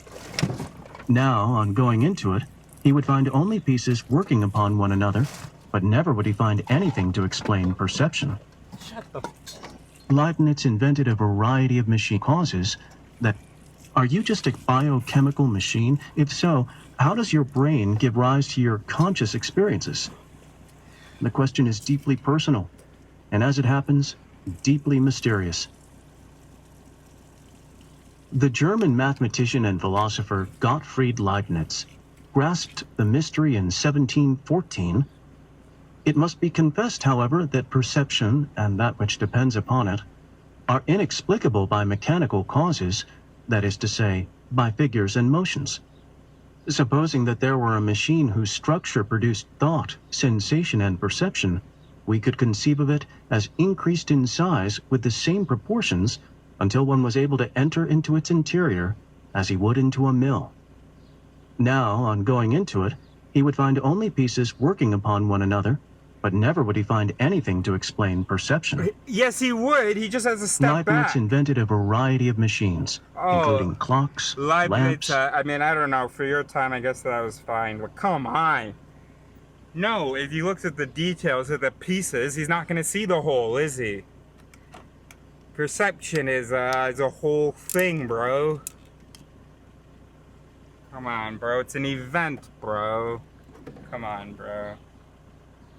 It's an interaction, bro.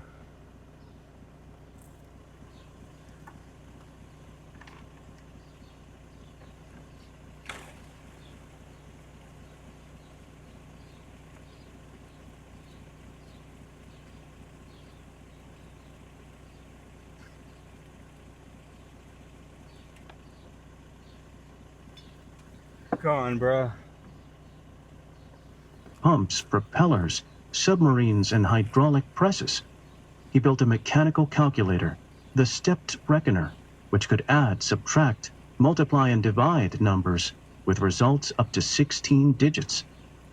He believed that human reasoning could in principle be modeled by computational machines, but he saw no way for a machine to generate perceptual experiences. Oh my God. The English biologist Thomas Huxley was flummoxed by this mystery in 1869. How is it that anything so remarkable as a state of consciousness comes about as a result of irritating nervous tissue is just as unaccountable as the appearance of the jinn when Aladdin rubbed his lamp. Huxley was an expert at anatomy and neuroanatomy. He compared the brains of humans and other primates, showing that the similarity of their structures supported Darwin's theory of human evolution, but he found nothing in the brain that could explain how it might generate conscious experiences. The American psychologist William James grappled with the mystery of consciousness in 1890, exclaiming that emotion became a feeling. No phrase that our lips can frame is so devoid of apprehensible meaning.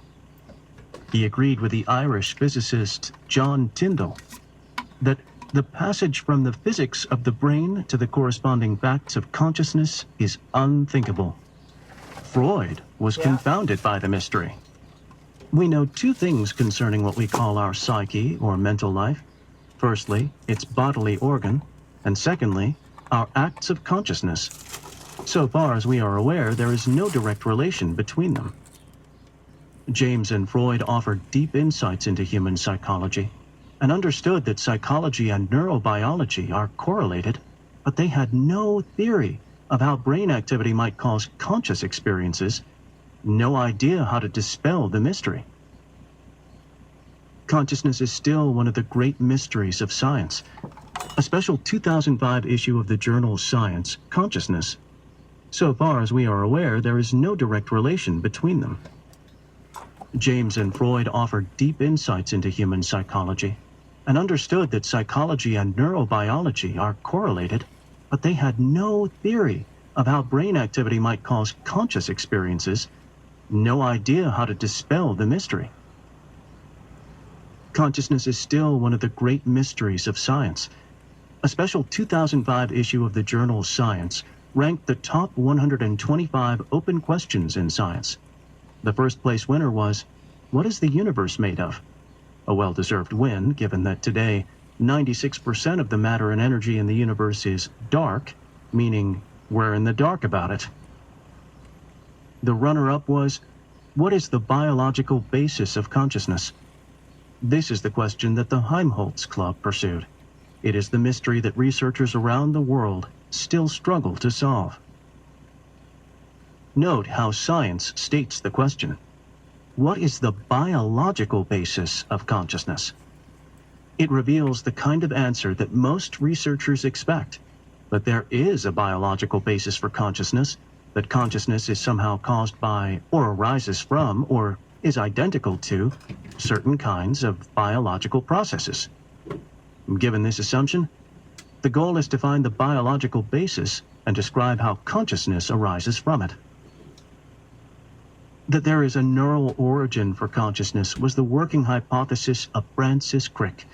As he put it, the astonishing hypothesis is that you, your joys and your sorrows, your memories and your ambitions, your sense of personal identity and free will, are in fact no more than the behavior of a vast assembly of nerve cells and their association. The goal is to find the biological basis and describe how consciousness arises from it. That there is a neural origin for consciousness was the working hypothesis of Francis Crick. As he put it, the astonishing hypothesis is that you, your joys and your sorrows, your memories and your ambitions, your sense of personal identity and free will, are in fact no more than the behavior of a vast assembly of nerve cells and their associated molecules. You're nothing but a pack of neurons. This was the working hypothesis of the Helmholtz Club, and the reason that many of our invited speakers were, like Joe Bogan, experts in neuroscience. We sought clues that would lead us to the critical nerve cells and molecules that would crack the mystery of consciousness. Like paleontologists at a dig, we scoured the research of our speakers, hoping to unearth insights that could explain why some physical systems are conscious and others are not. Our hope was not unfounded. For centuries, biologists sought a mechanism that would explain why some physical systems are alive and others are not. But vitalists, who hold that living organisms differ fundamentally from non-living things, claim that this quest would fail because they argue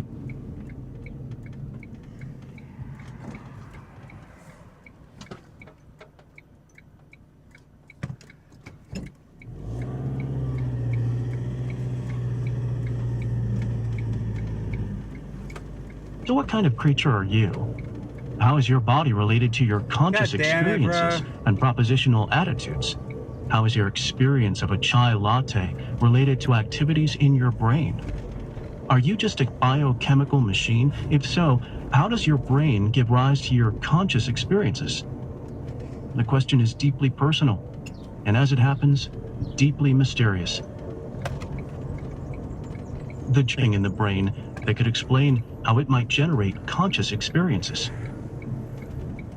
The American psychologist William James grappled with the mystery of consciousness in 1890, exclaiming that emotion became a feeling. No phrase that our lips can frame is so devoid of apprehensible meaning.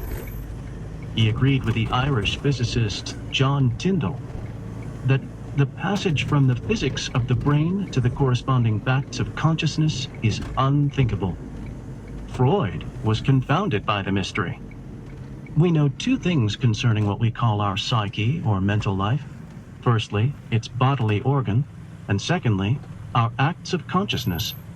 So far as we are aware, there is no direct relation between them.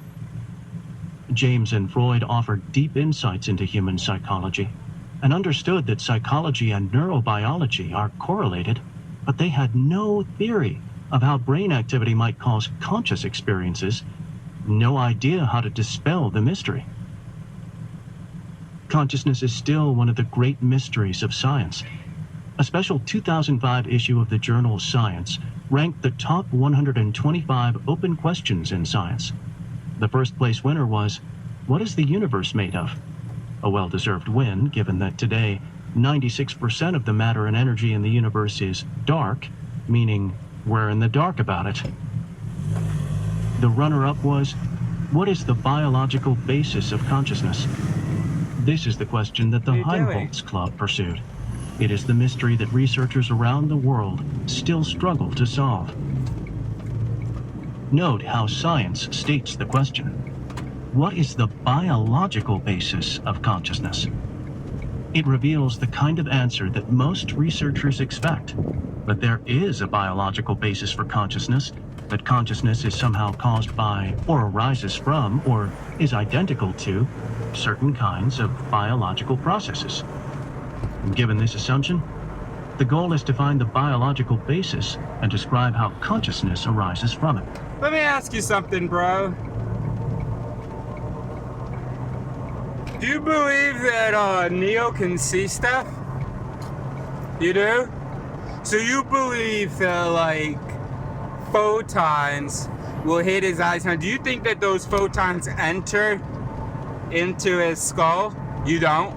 So you believe that the photons hit the eyes, and then the image then, for him to be able to use it, exists as neurochemistry? You do? Okay. Do you believe that he can have a positive or negative reaction to something? You do? And that doesn't seem like confusing to you? Okay. So the vision thing, I get why that's not confusing. Because, like, yeah, in the brain it doesn't exist as the thing that we're used to seeing it as. Right? We create a representation of what's out there. And what exists in here is we see it as what is out there. And so the thing out there bounces photons at us. And then it exists in here as neurons. Okay, so you're okay with that. All right, great. And then sometimes that neural activity, you accept that, like, if Neo barks, that can be activity here. And before it was activity there, it was activity in here, in the neurons. Oh, okay. So you can understand how neurons can see. What about the other senses? We did sight. What about, like, taste, for instance? Can you understand that, do you accept, without much complaint, that some umami there, well, not there, I don't know where it is, actually, but some umami somewhere on the tongue is going to trigger a reaction that is different from sugar or salt? Okay. And that reaction will be neural? Oh, okay. So what's the issue then? What's the confusion then?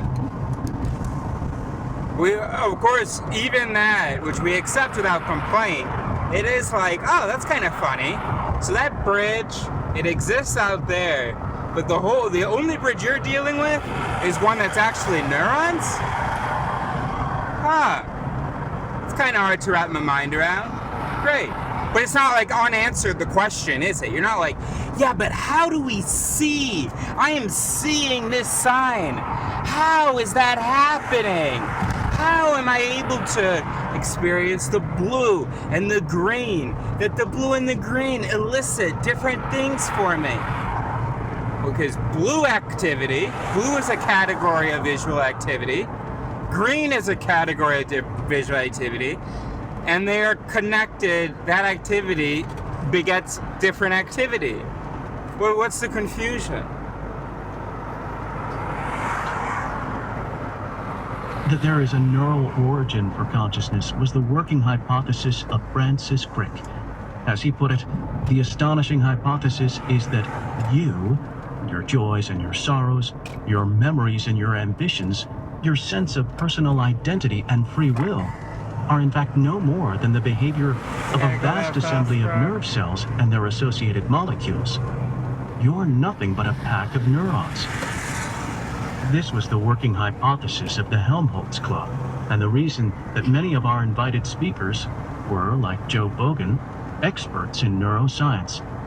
We sought clues that would lead us to the critical nerve cells and molecules that would crack the mystery of consciousness. Oh my gosh, like no. paleontologists at a dig, no, we scoured the research There's of not our a little speakers, conscious hoping to unearth insights that could explain why pixie some dust. physical systems are conscious Oh my and god. others are not. Oh my Our gosh. hope You was would have not been unfounded. discovered that, bro. For centuries, We would have biologists been sought a discovered mechanism that, Yeah, would explain for why centuries, so Bogan, experts we've in been looking neuroscience, at bodies. We would have sought found that clues pixie that would lead us dust. to the critical nerve cells and molecules that would crack the mystery of Back consciousness. off.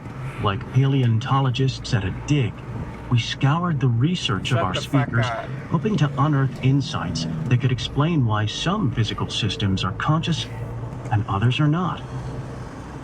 Our hope was not unfounded. For centuries, biologists sought a mechanism that would explain why some physical systems are alive and others are not.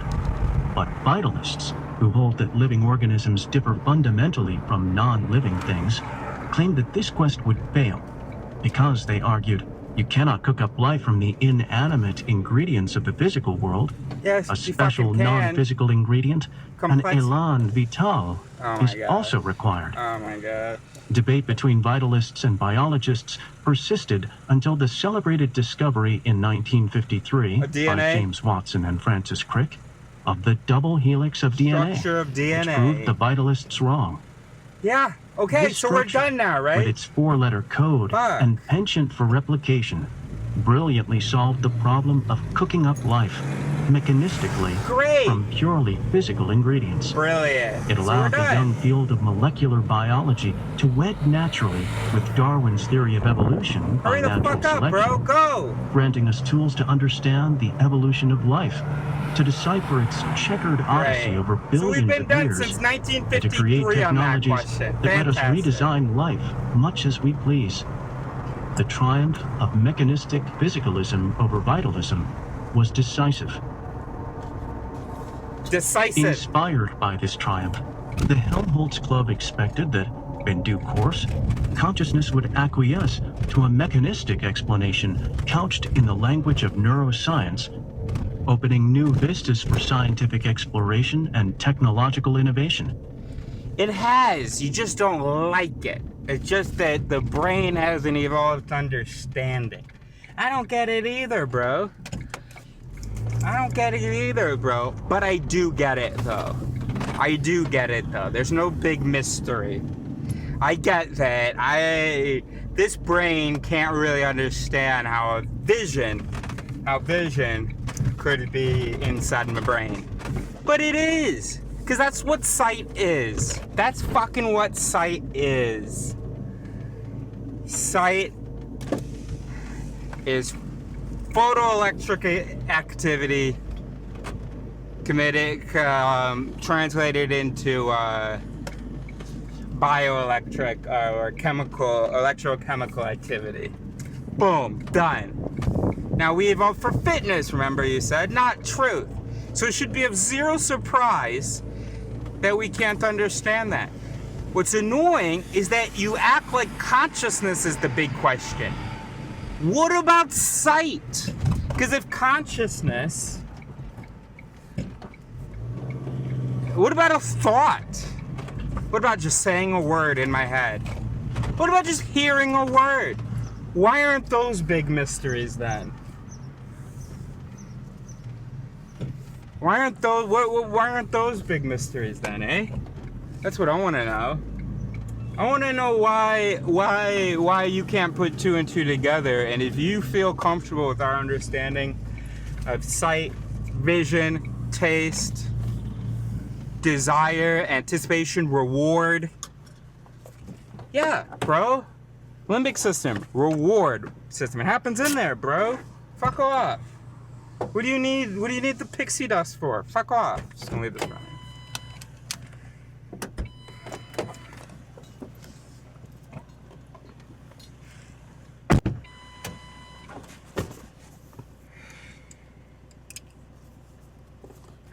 So we've got water.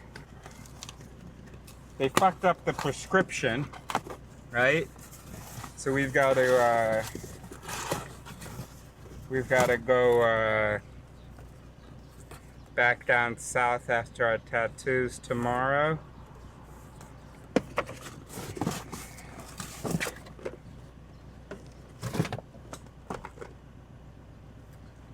Okie dokie. Let's get these charging ASAP. Come on.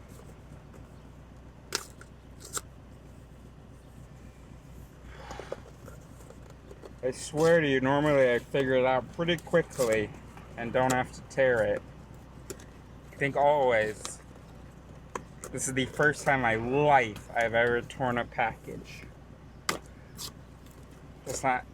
Obviously that's not true, and I also don't believe it to be true.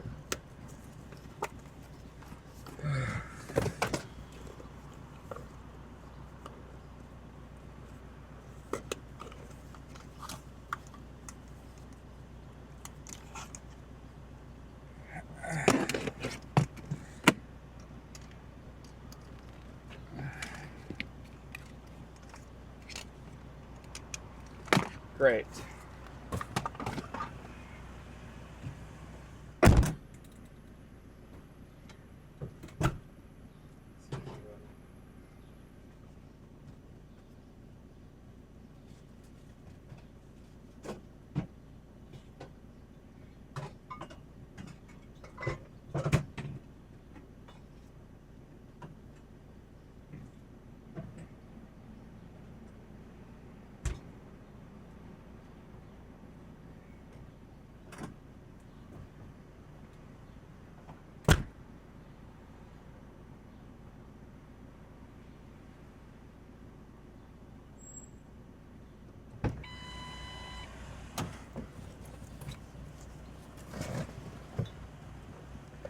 Now, it would be sweet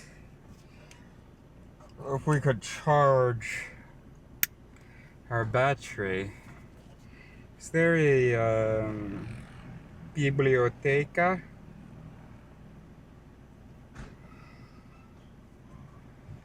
.2 kilometers.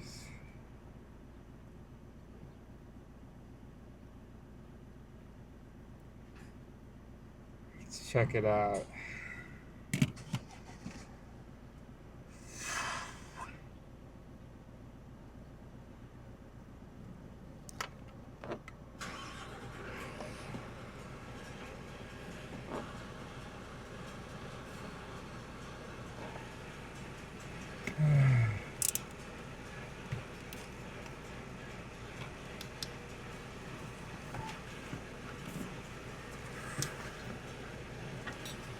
In 1993, over lunch at the club, Crick told me he was writing a book, The Astonishing Hypothesis, on neuroscience and consciousness.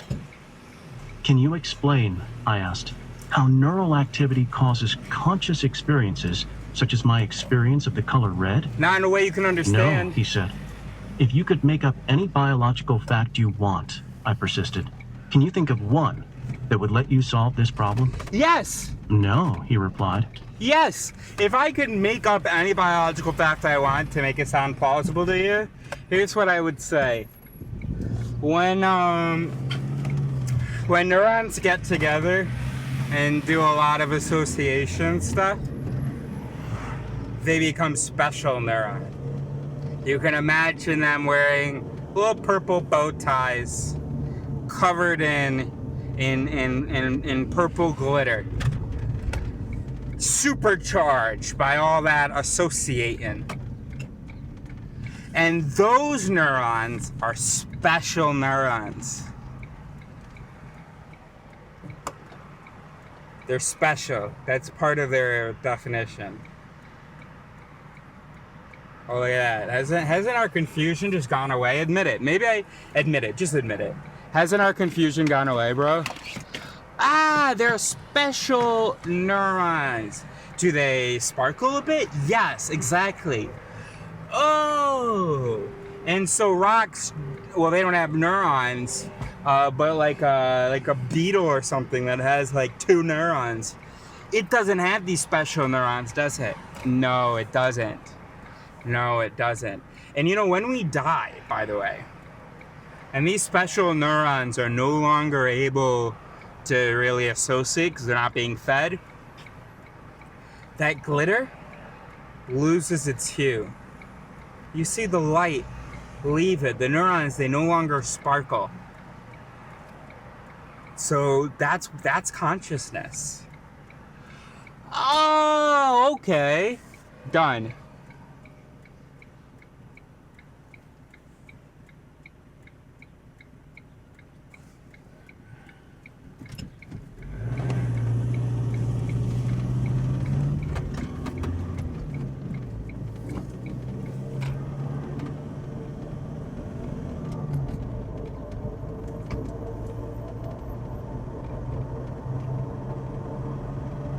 Why won't you go?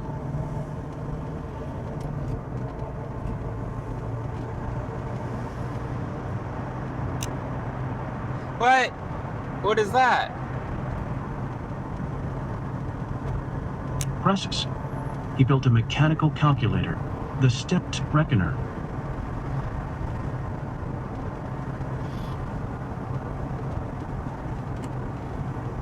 Now what? Fuck! Which could add, subtract, multiply, and divide. Number was, what is the universe made of? As they argued, you cannot cook up life from the inanimate ingredients of the physical world. A special non-physical ingredient, an élan vital, is also required. Debate between vitalists and biologists persisted until the celebrated discovery in 1953 by James Watson and Francis Crick of the double helix of DNA, which proved the vitalists wrong. This structure, with its 4-letter code and penchant for replication, brilliantly solved the problem of cooking up life, mechanistically, from purely physical ingredients. It allowed the young field of molecular biology to wed naturally with Darwin's theory of evolution by natural selection, granting us tools to understand the evolution of life, to decipher its checkered odyssey over billions of years, and to create technologies that let us redesign life much as we please. The triumph of mechanistic physicalism over vitalism was decisive. Inspired by this triumph, the Helmholtz Club expected that, in due course, consciousness would acquiesce to a mechanistic explanation couched in the language of neuroscience, opening new vistas for scientific exploration and technological innovation. In 1993, over lunch at the club, Crick told me he was writing a book, The Astonishing Hypothesis, on neuroscience and consciousness. Can you explain, I asked, how neural activity causes conscious experiences, such as my experience of the color red? No, he said. If you could make up any biological fact you want, I persisted, can you think of one that would let you solve this problem? No, he replied, but added that we must pursue research in neuroscience until some discovery reveals the solution. Crick was right. Absent a mathematical proof to the contrary, and given the impressive precedent of DNA, it is sensible to search for a double helix of neuroscience, a key fact whose discovery unravels the mystery of Already consciousness. exists. It might be that our conscious web of dreams, aspirations, fears, sense of self, and sense of free will is spun by packs of neurons via a remarkable mechanism that we don't foresee. Okay. Our failure to envision a mechanism does not preclude one. That's Perhaps right. we're not clever enough. And an experiment will That's teach us right. what we can't surmise from an armchair. That's right. After all, we invest in experiments because they often repay us in surprise. Consider, for instance, experiments on split-brain patients conducted by the neurobiologist Roger Sperry. They reveal Fuck it, several right? surprises about human consciousness. In one experiment, a person stares at a small cross in the center of a screen.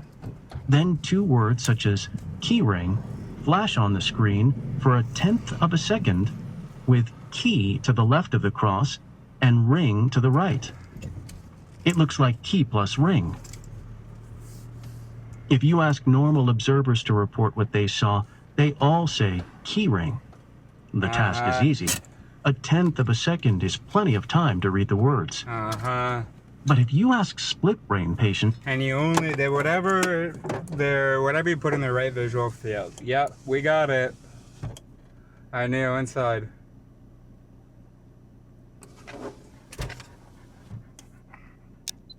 Dawn. Recording started.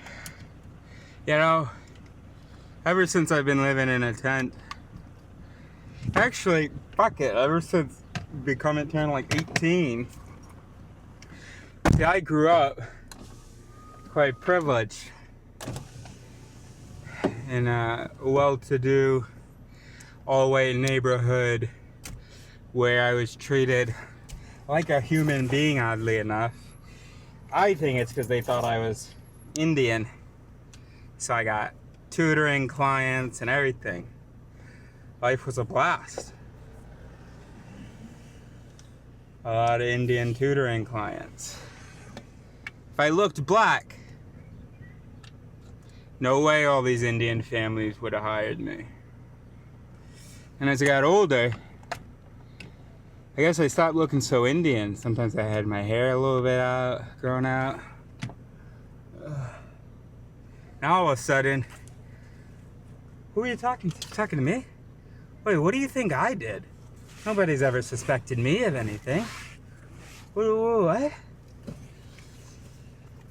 Then I moved out to the woods, and I went from being fancy talking, good education, you know, racially ambiguous, I don't know. Once I lived in a tent, oh, and intelligent and all that. Then once I was in a tent, hello, it's still me. But everybody's reacting differently. Thank goodness I could tell them I'm American. I can't imagine what it'd be like to... Anyway. So... Now, I don't know whether it's my hair or what. But the last few times, or last 2 times, I guess.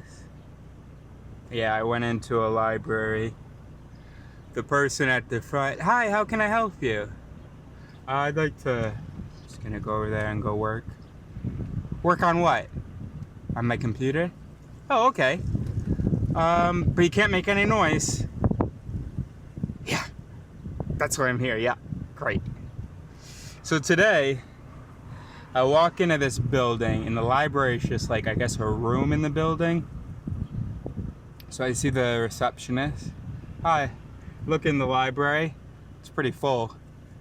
Are all the tables there in that library to work on? I don't know whether the whole building's a library. I'm still figuring it out. She goes, yeah. By this time I figured out, yep, that's the entirety of the library. Go in there.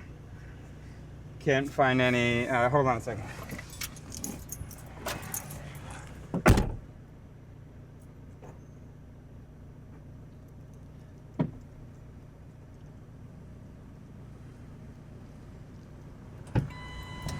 Can't find any spots. The librarian guy comes to me. Hey, what are you looking for? I look around, thinking it's obvious. He said, are you looking for a place to sit? I said, yeah. He said, yeah, no more, 'cause since school just got out. Yeah, there's no more, seats and shit. Oh, okay. Alright. Thanks. Everybody was staring at me, because I have my crop top on, which I sometimes forget. And, so it's fine. Stare. What was the other thing I wanted to get? Charge. Can't think of anything. And, anyway, so I go out to the hallway, back where that receptionist was. No, I was starting to leave. I had opened the door and everything. And as I leave, I noticed their outlets in this vestibule in the front area here. So I go back to the receptionist. Yo, the library is full. You think I could just like sit here in one of these chairs? And she said, of course. But you can't make any noise. I said, no, he won't. I won't. She said, I gotcha. Because I said he won't, walked away, and then kind of, I won't, because I had misconjugated. She said, I got you. So I pull everything out. Got a power strip, got my big battery, got a little battery, got a fan, got my computer. I think I'm forgetting some stuff that I plugged in. Oh, my headphones. No, I don't think I plugged them in. That's what it is. Oh, that's what I want to plug in here. Anyway, and so I'm almost done. And another receptionist that I hadn't noticed, who had also been sitting there, comes by. Says, sorry. Hi.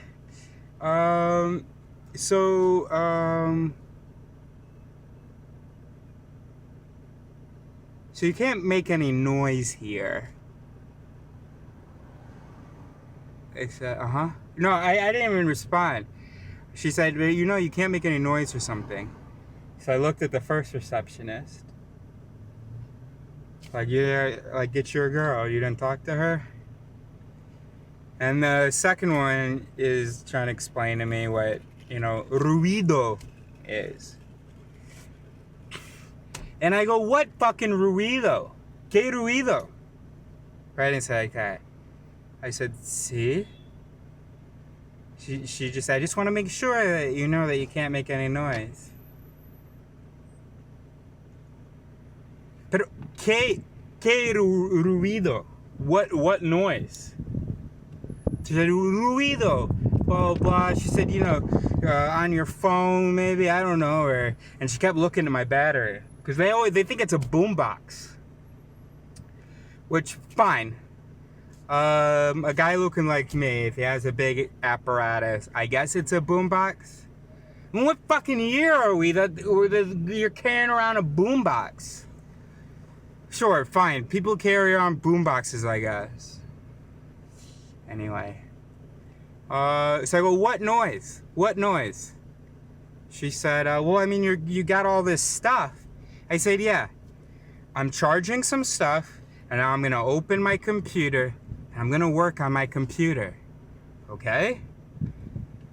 So she's like walking away, okay. She kind of keeps glancing at me, glancing at my stuff. And I said, so are we done making noise now?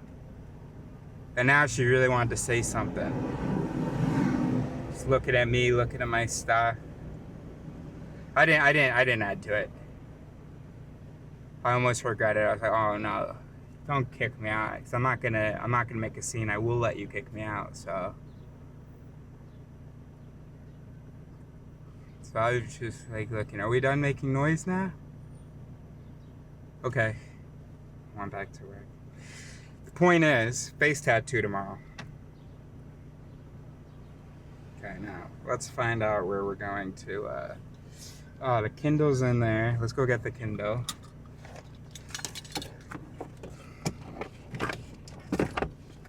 Ah, the Kindle's what I want to charge.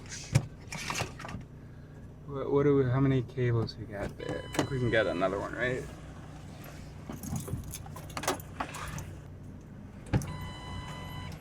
Now you may be thinking, Eris, pobrecito, you silly boy. You were making noise as you were pulling stuff out. That's what she was referring to. Let me just tell you, no, I was not in the library, and I wasn't making, like, that much noise.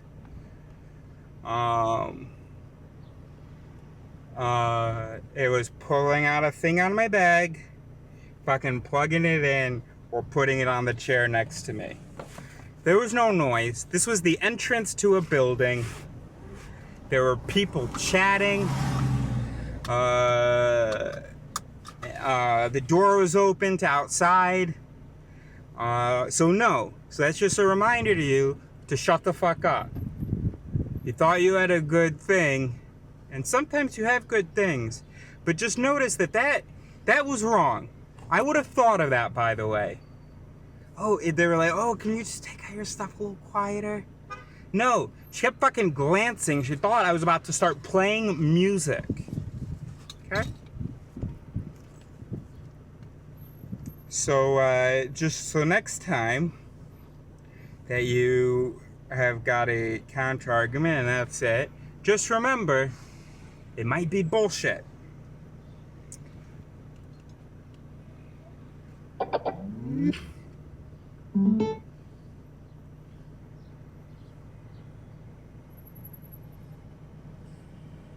Astonishing hypothesis on neuroscience and consciousness. That there is a neural origin for consciousness was the working hypothesis of Francis Crick. As he put it, the astonishing hypothesis is that you, your joys and your sorrows, your memories and your ambitions, your sense of personal identity and free will, are in fact no more than the behavior of a vast assembly of nerve cells and their associated molecules. You're nothing but a pack of neurons. This was the working hypothesis of the Helmholtz Club, and the reason that many of our invited speakers were, like Joe Bogan, experts in neuroscience. We sought clues that would lead us to the critical nerve cells and molecules that would crack the mystery of consciousness. Like paleontologists at a dig, we scoured the research of our speakers, hoping to unearth insights that could explain why some physical systems are conscious and others are not. Our hope was not unfounded. For centuries, biologists sought a mechanism that would explain why some physical systems are alive and others are not. But vitalists, who hold that living organisms differ fundamentally from non-living things, claimed that this quest would fail, because, they argued, you cannot cook up life from the inanimate ingredients of the physical world. A special non-physical ingredient, an élan vital, is also required. Debate between vitalists and biologists persisted until the celebrated discovery in 1953 by James Watson and Francis Crick of the double helix of DNA, which proved the vitalists wrong. This structure, with its four-letter code and penchant for replication, brilliantly solved the problem of cooking up life mechanistically from purely physical ingredients. It allowed the young field of molecular biology to wed naturally with Darwin's theory of evolution by natural selection, granting us tools to understand the evolution of life, to decipher its checkered odyssey over billions of years, and to create technologies that let us redesign life much as we please. The triumph of mechanistic physicalism over vitalism was decisive.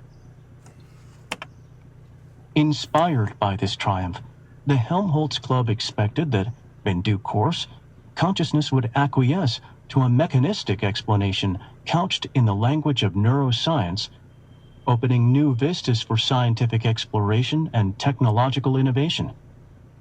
In 1993, over lunch at the club, Crick told me he was writing a book, The Astonishing Hypothesis, on neuroscience and consciousness.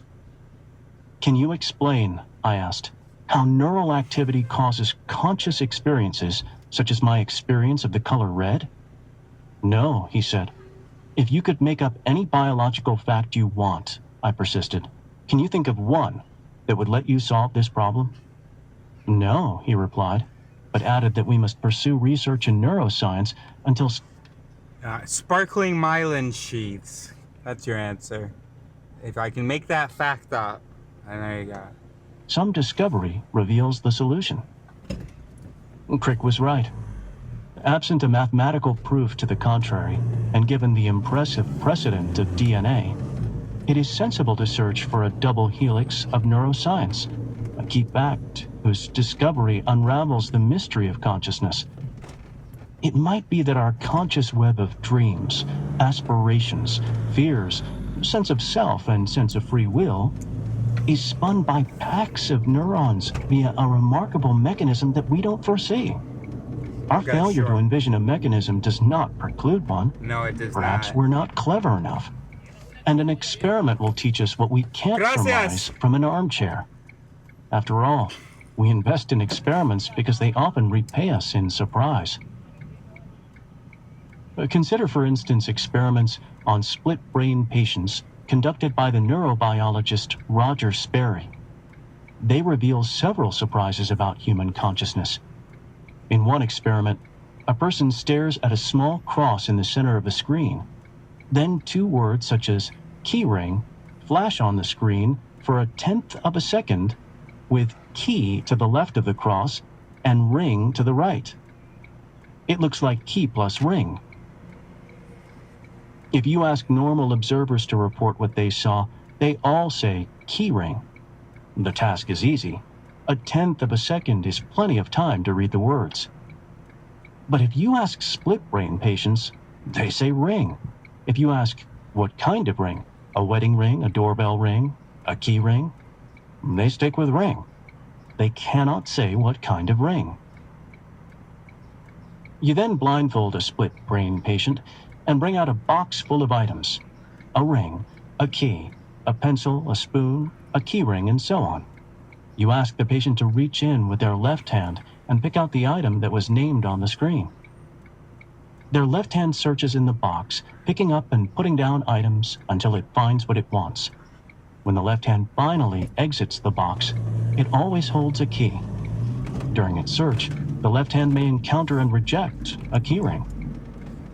After their left hand exits the box, you ask the blindfolded patient, "What's in your left hand?" They say they don't know. Can you guess? They guess small items that could fit in a box, such as a pencil or spoon. But they don't, except by accident, guess correctly. You then ask the blindfolded patient to reach into the box with their right hand and retrieve the item that was named on the screen. Their right hand pulls out a ring. During its search, the right hand may encounter and reject a key ring. If you ask the blindfolded patient, "What's in your right hand?" they correctly and competently say, "Ring." Now, while the patient still holds an item in each hand, you remove the blindfold, let them see both hands, and ask, "You said you saw the word ring, so why does your left hand hold a key?" The patient either has no idea or else confabulates, concocting a false story intended to be plausible. You then ask them, "Would you please draw with your left hand what you saw?" They draw a key. Explain. I'd like to believe that, the fact that he says there that some will confabulate, some will say they have no idea. I'd like to believe that I would have no idea. I might guess at an explanation, but I just can't. Just based on 30 years of avoiding saying bullshit, but always going like, I'm not, or maybe, is that it? This seems true to me. I swear to God, I just think that there are people with stronger left brain interpreters who have fewer regulatory mechanisms, and so who will just confabulate and believe in whatever story they tell. I've always had to assume that I would always confabulate in a split brain, and I would believe it and blah blah blah. But if he says that some people say I don't know or I have no idea, then I'd like to think that that's what I would do. If you ask normal observers to report what they saw, they all say keyring. The task is easy. Oh, fuck me. A tenth of a second is plenty of time to read the words. Explaining experiments like these earned Roger Sperry a share of the Nobel Prize for Physiology and Medicine in 1981. Sperry's explanation was simple and profound. When you fixate on the cross between the words key and ring, the neural pathways from eye to brain send key only to the right hemisphere and ring only to the left. If the corpus callosum is intact, the right hemisphere then tells the left about key, and the left tells the right about ring, so that the person sees key ring. If the callosum is cut, then the hemispheres no longer liaise. The right hemisphere sees key, the left sees ring, and neither sees key ring. The left can speak, and the right cannot, apart from its talent to swear, which can become painfully apparent when a stroke in the left hemisphere leaves a person unable to speak, but well able to turn the air blue. Thus, if the split brain patient is asked, "What did you see?" the left hemisphere replies, "Ring." The left hemisphere feels and controls the right hand. If the patient is asked, "Please pick out with your right hand what you saw," then the left hemisphere, guiding the right hand, picks what it saw, a ring. The right hemisphere feels and controls the left hand. If the patient is asked, "Please pick out with your left hand what you saw," then the right hemisphere, guiding the left hand, picks what it saw, a key. When asked, "What's in your left hand?" the patient cannot say, because only the right hemisphere knows and only the left hemisphere speaks. The astonishing hypothesis offers a cogent explanation. If consciousness arises from the interactions of a pack of neurons, then splitting that pack and their interactions can split consciousness. Yep. To the untutored intuition, it seems unlikely that consciousness can be split with a scalpel. What could it mean to split my feelings, my knowledge, my emotions, my You beliefs, can't understand. my personality, my very self? Most of us would dismiss the idea as ludicrous, but to Sperry, after years of careful experiments, the evidence was clear. Actually, the evidence as we see it favors the view that the minor hemisphere is very conscious indeed, and further, that both the separated left and the right hemispheres may be conscious simultaneously in different and even conflicting mental experiences that run along in parallel. The evidence for this conclusion has continued to mount. In one patient, the career goals of the two hemispheres differed. The left hemisphere said that it wanted to be a draftsman, and the right hemisphere, using the left hand to assemble Scrabble letters, wrote that it wished to automobile race. In another, the left hemisphere used the right hand to button a shirt, while the right hemisphere used the left hand to promptly unbutton. And I've said it before. It's not just the corpus callosum. You could do, boom, cut it like that. The only issue is there's not like a neat, what do you say? One axon fiber per 200 hemispheric neurons crosses over into the other. So you don't have a nice point like that. So you couldn't now. But theoretically you could. And if you were able to go like this and like this, then you would have 4 consciousnesses. You'd have 4 brains if you like. Button it. The right hand lit a cigarette and the left put it out. Two persons with distinct likes and dislikes appear to reside, and sometimes quarrel, side by side inside one skull. Their differences can transcend the personal to the theological. In one patient studied by the neuroscientist V.S. Ramachandran, the pious left hemisphere believes in God, but the impious right does not. When the bell tolls and both hemispheres approach the pearly gates, Will St. Peter need an assist from King Solomon? Or was the grim solution of Solomon already applied by the scalpel of Bogan? Tough questions for a future neurotheology. What kind of creatures are we that our beliefs, desires, personalities, and perhaps the destinies of our souls can be split with a scalpel? Why are we conscious? What is consciousness? Can neuroscience decipher the perennial mystery of human consciousness? The searchlight of science, which has revealed insights into the realm of the impersonal, black holes, bound quarks, slow tectonic plates, is now being directed toward what matters to us most, our deeply personal world of conscious beliefs, desires, emotions, and sensory experiences. Might we glimpse and even comprehend our very selves?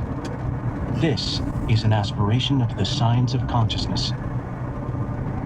Reaching this goal will require clever experiments and a soupçon of serendipity. Fuck! Many experiments hunt for correlations between neural activity and consciousness, expecting that as the hunt succeeds, as the list of correlations grows, a critical discovery will solve the mystery of consciousness, just as the double helix solved the mystery of life. We know that special activities of the brain correlate with specific conscious and unconscious mental states. As we have discussed, activity of the entire left hemisphere, if surgically disconnected from the right, correlates with a repertoire of conscious states that is distinct from that of the right. But at finer levels of neural organization, we find a plethora of intriguing correlations. For instance, activity in area V4 of the temporal lobe correlates with conscious experiences of color. A stroke in V4 of the left hemisphere leads the patient to lose color in the right half of the visual world, a condition known as hemiachromatopsia. If the patient stares, say, at the middle of a red apple, then the left half of the apple looks red, and the right half looks gray. If instead a stroke damages area V4 in the right hemisphere, then the right half of the apple looks red, and the left half looks gray. A normal person can enter briefly into the color world of the hemiachromatopsic via transcranial magnetic stimulation, TMS. TMS is induced by a strong magnet placed near the scalp, whose magnetic field is set either to enhance or impair activity in regions of the brain nearby. If TMS impairs activity of V4 in the left hemisphere, what's it called? Transcranial magnetic stimulation? Color drains from the right half of the world. Okay. If they look directly at a red apple, the right half of the apple fades to gray. Turn off the TMS, and red color seeps back into the right half of the apple. If TMS stimulates V4, then the person will hallucinate chromatophenes, colored rings and halos. With TMS, you can pour colors into consciousness or siphon them out of consciousness. Activity in a region of the brain called the postcentral gyrus correlates with conscious experiences of touch.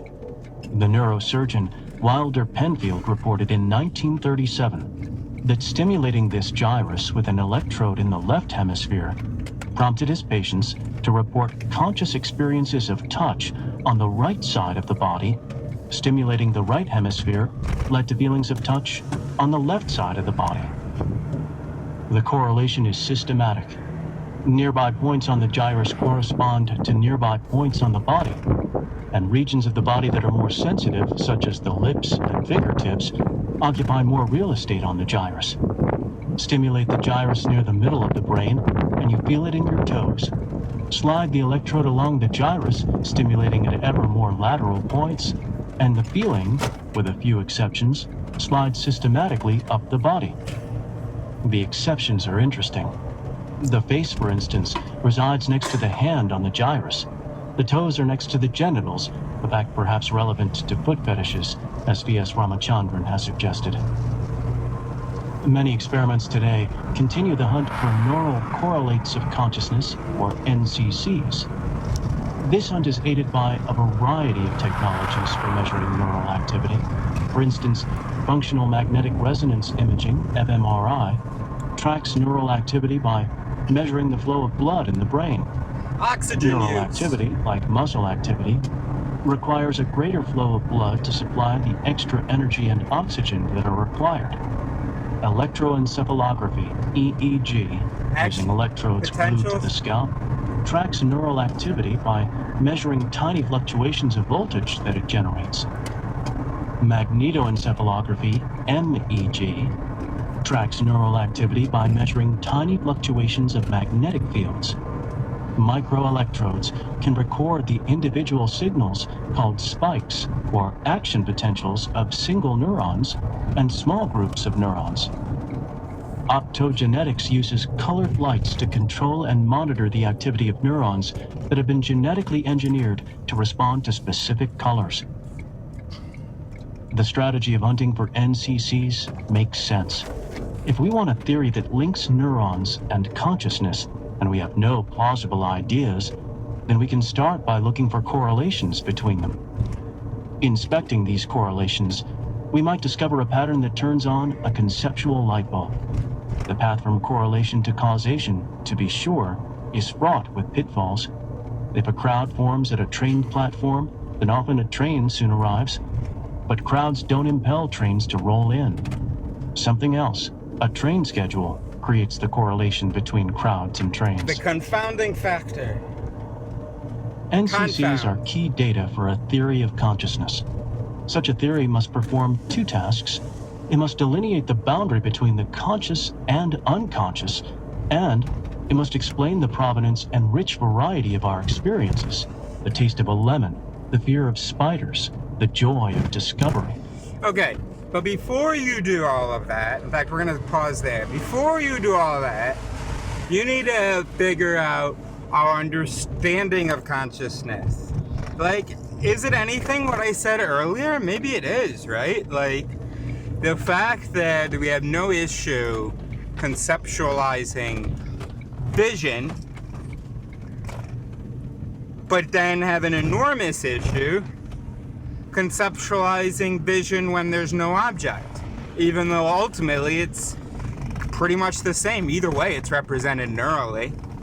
We need to define consciousness.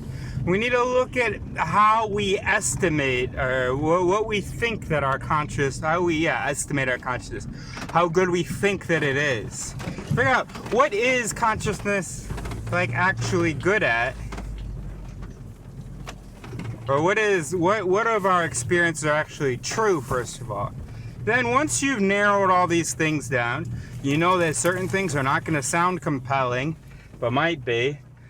Once you figure that out, then you've got the basis to be, well, I mean, you still have to do research and figure out, like you said, what the helix of consciousness is, because I shouldn't say that we already have it. I feel satisfied, but I also would have felt satisfied that vitalism was bullshit before we had the DNA helix. I would have been like, or you've seen like humans, they like have sex, and then like something transfers or something. I don't know.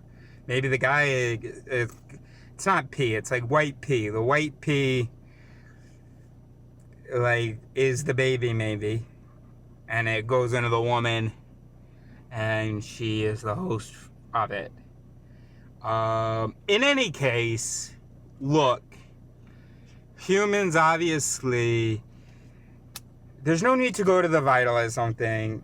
We're just complicated. And yeah, look, we know about like some basic cell biology, don't we?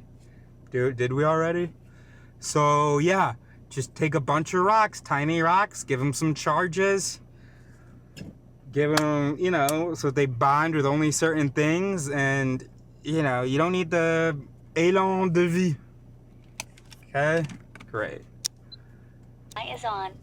Recording started. We should actually be further up. This is not the spot.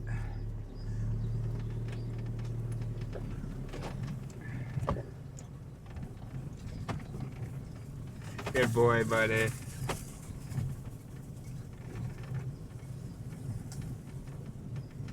Here we go.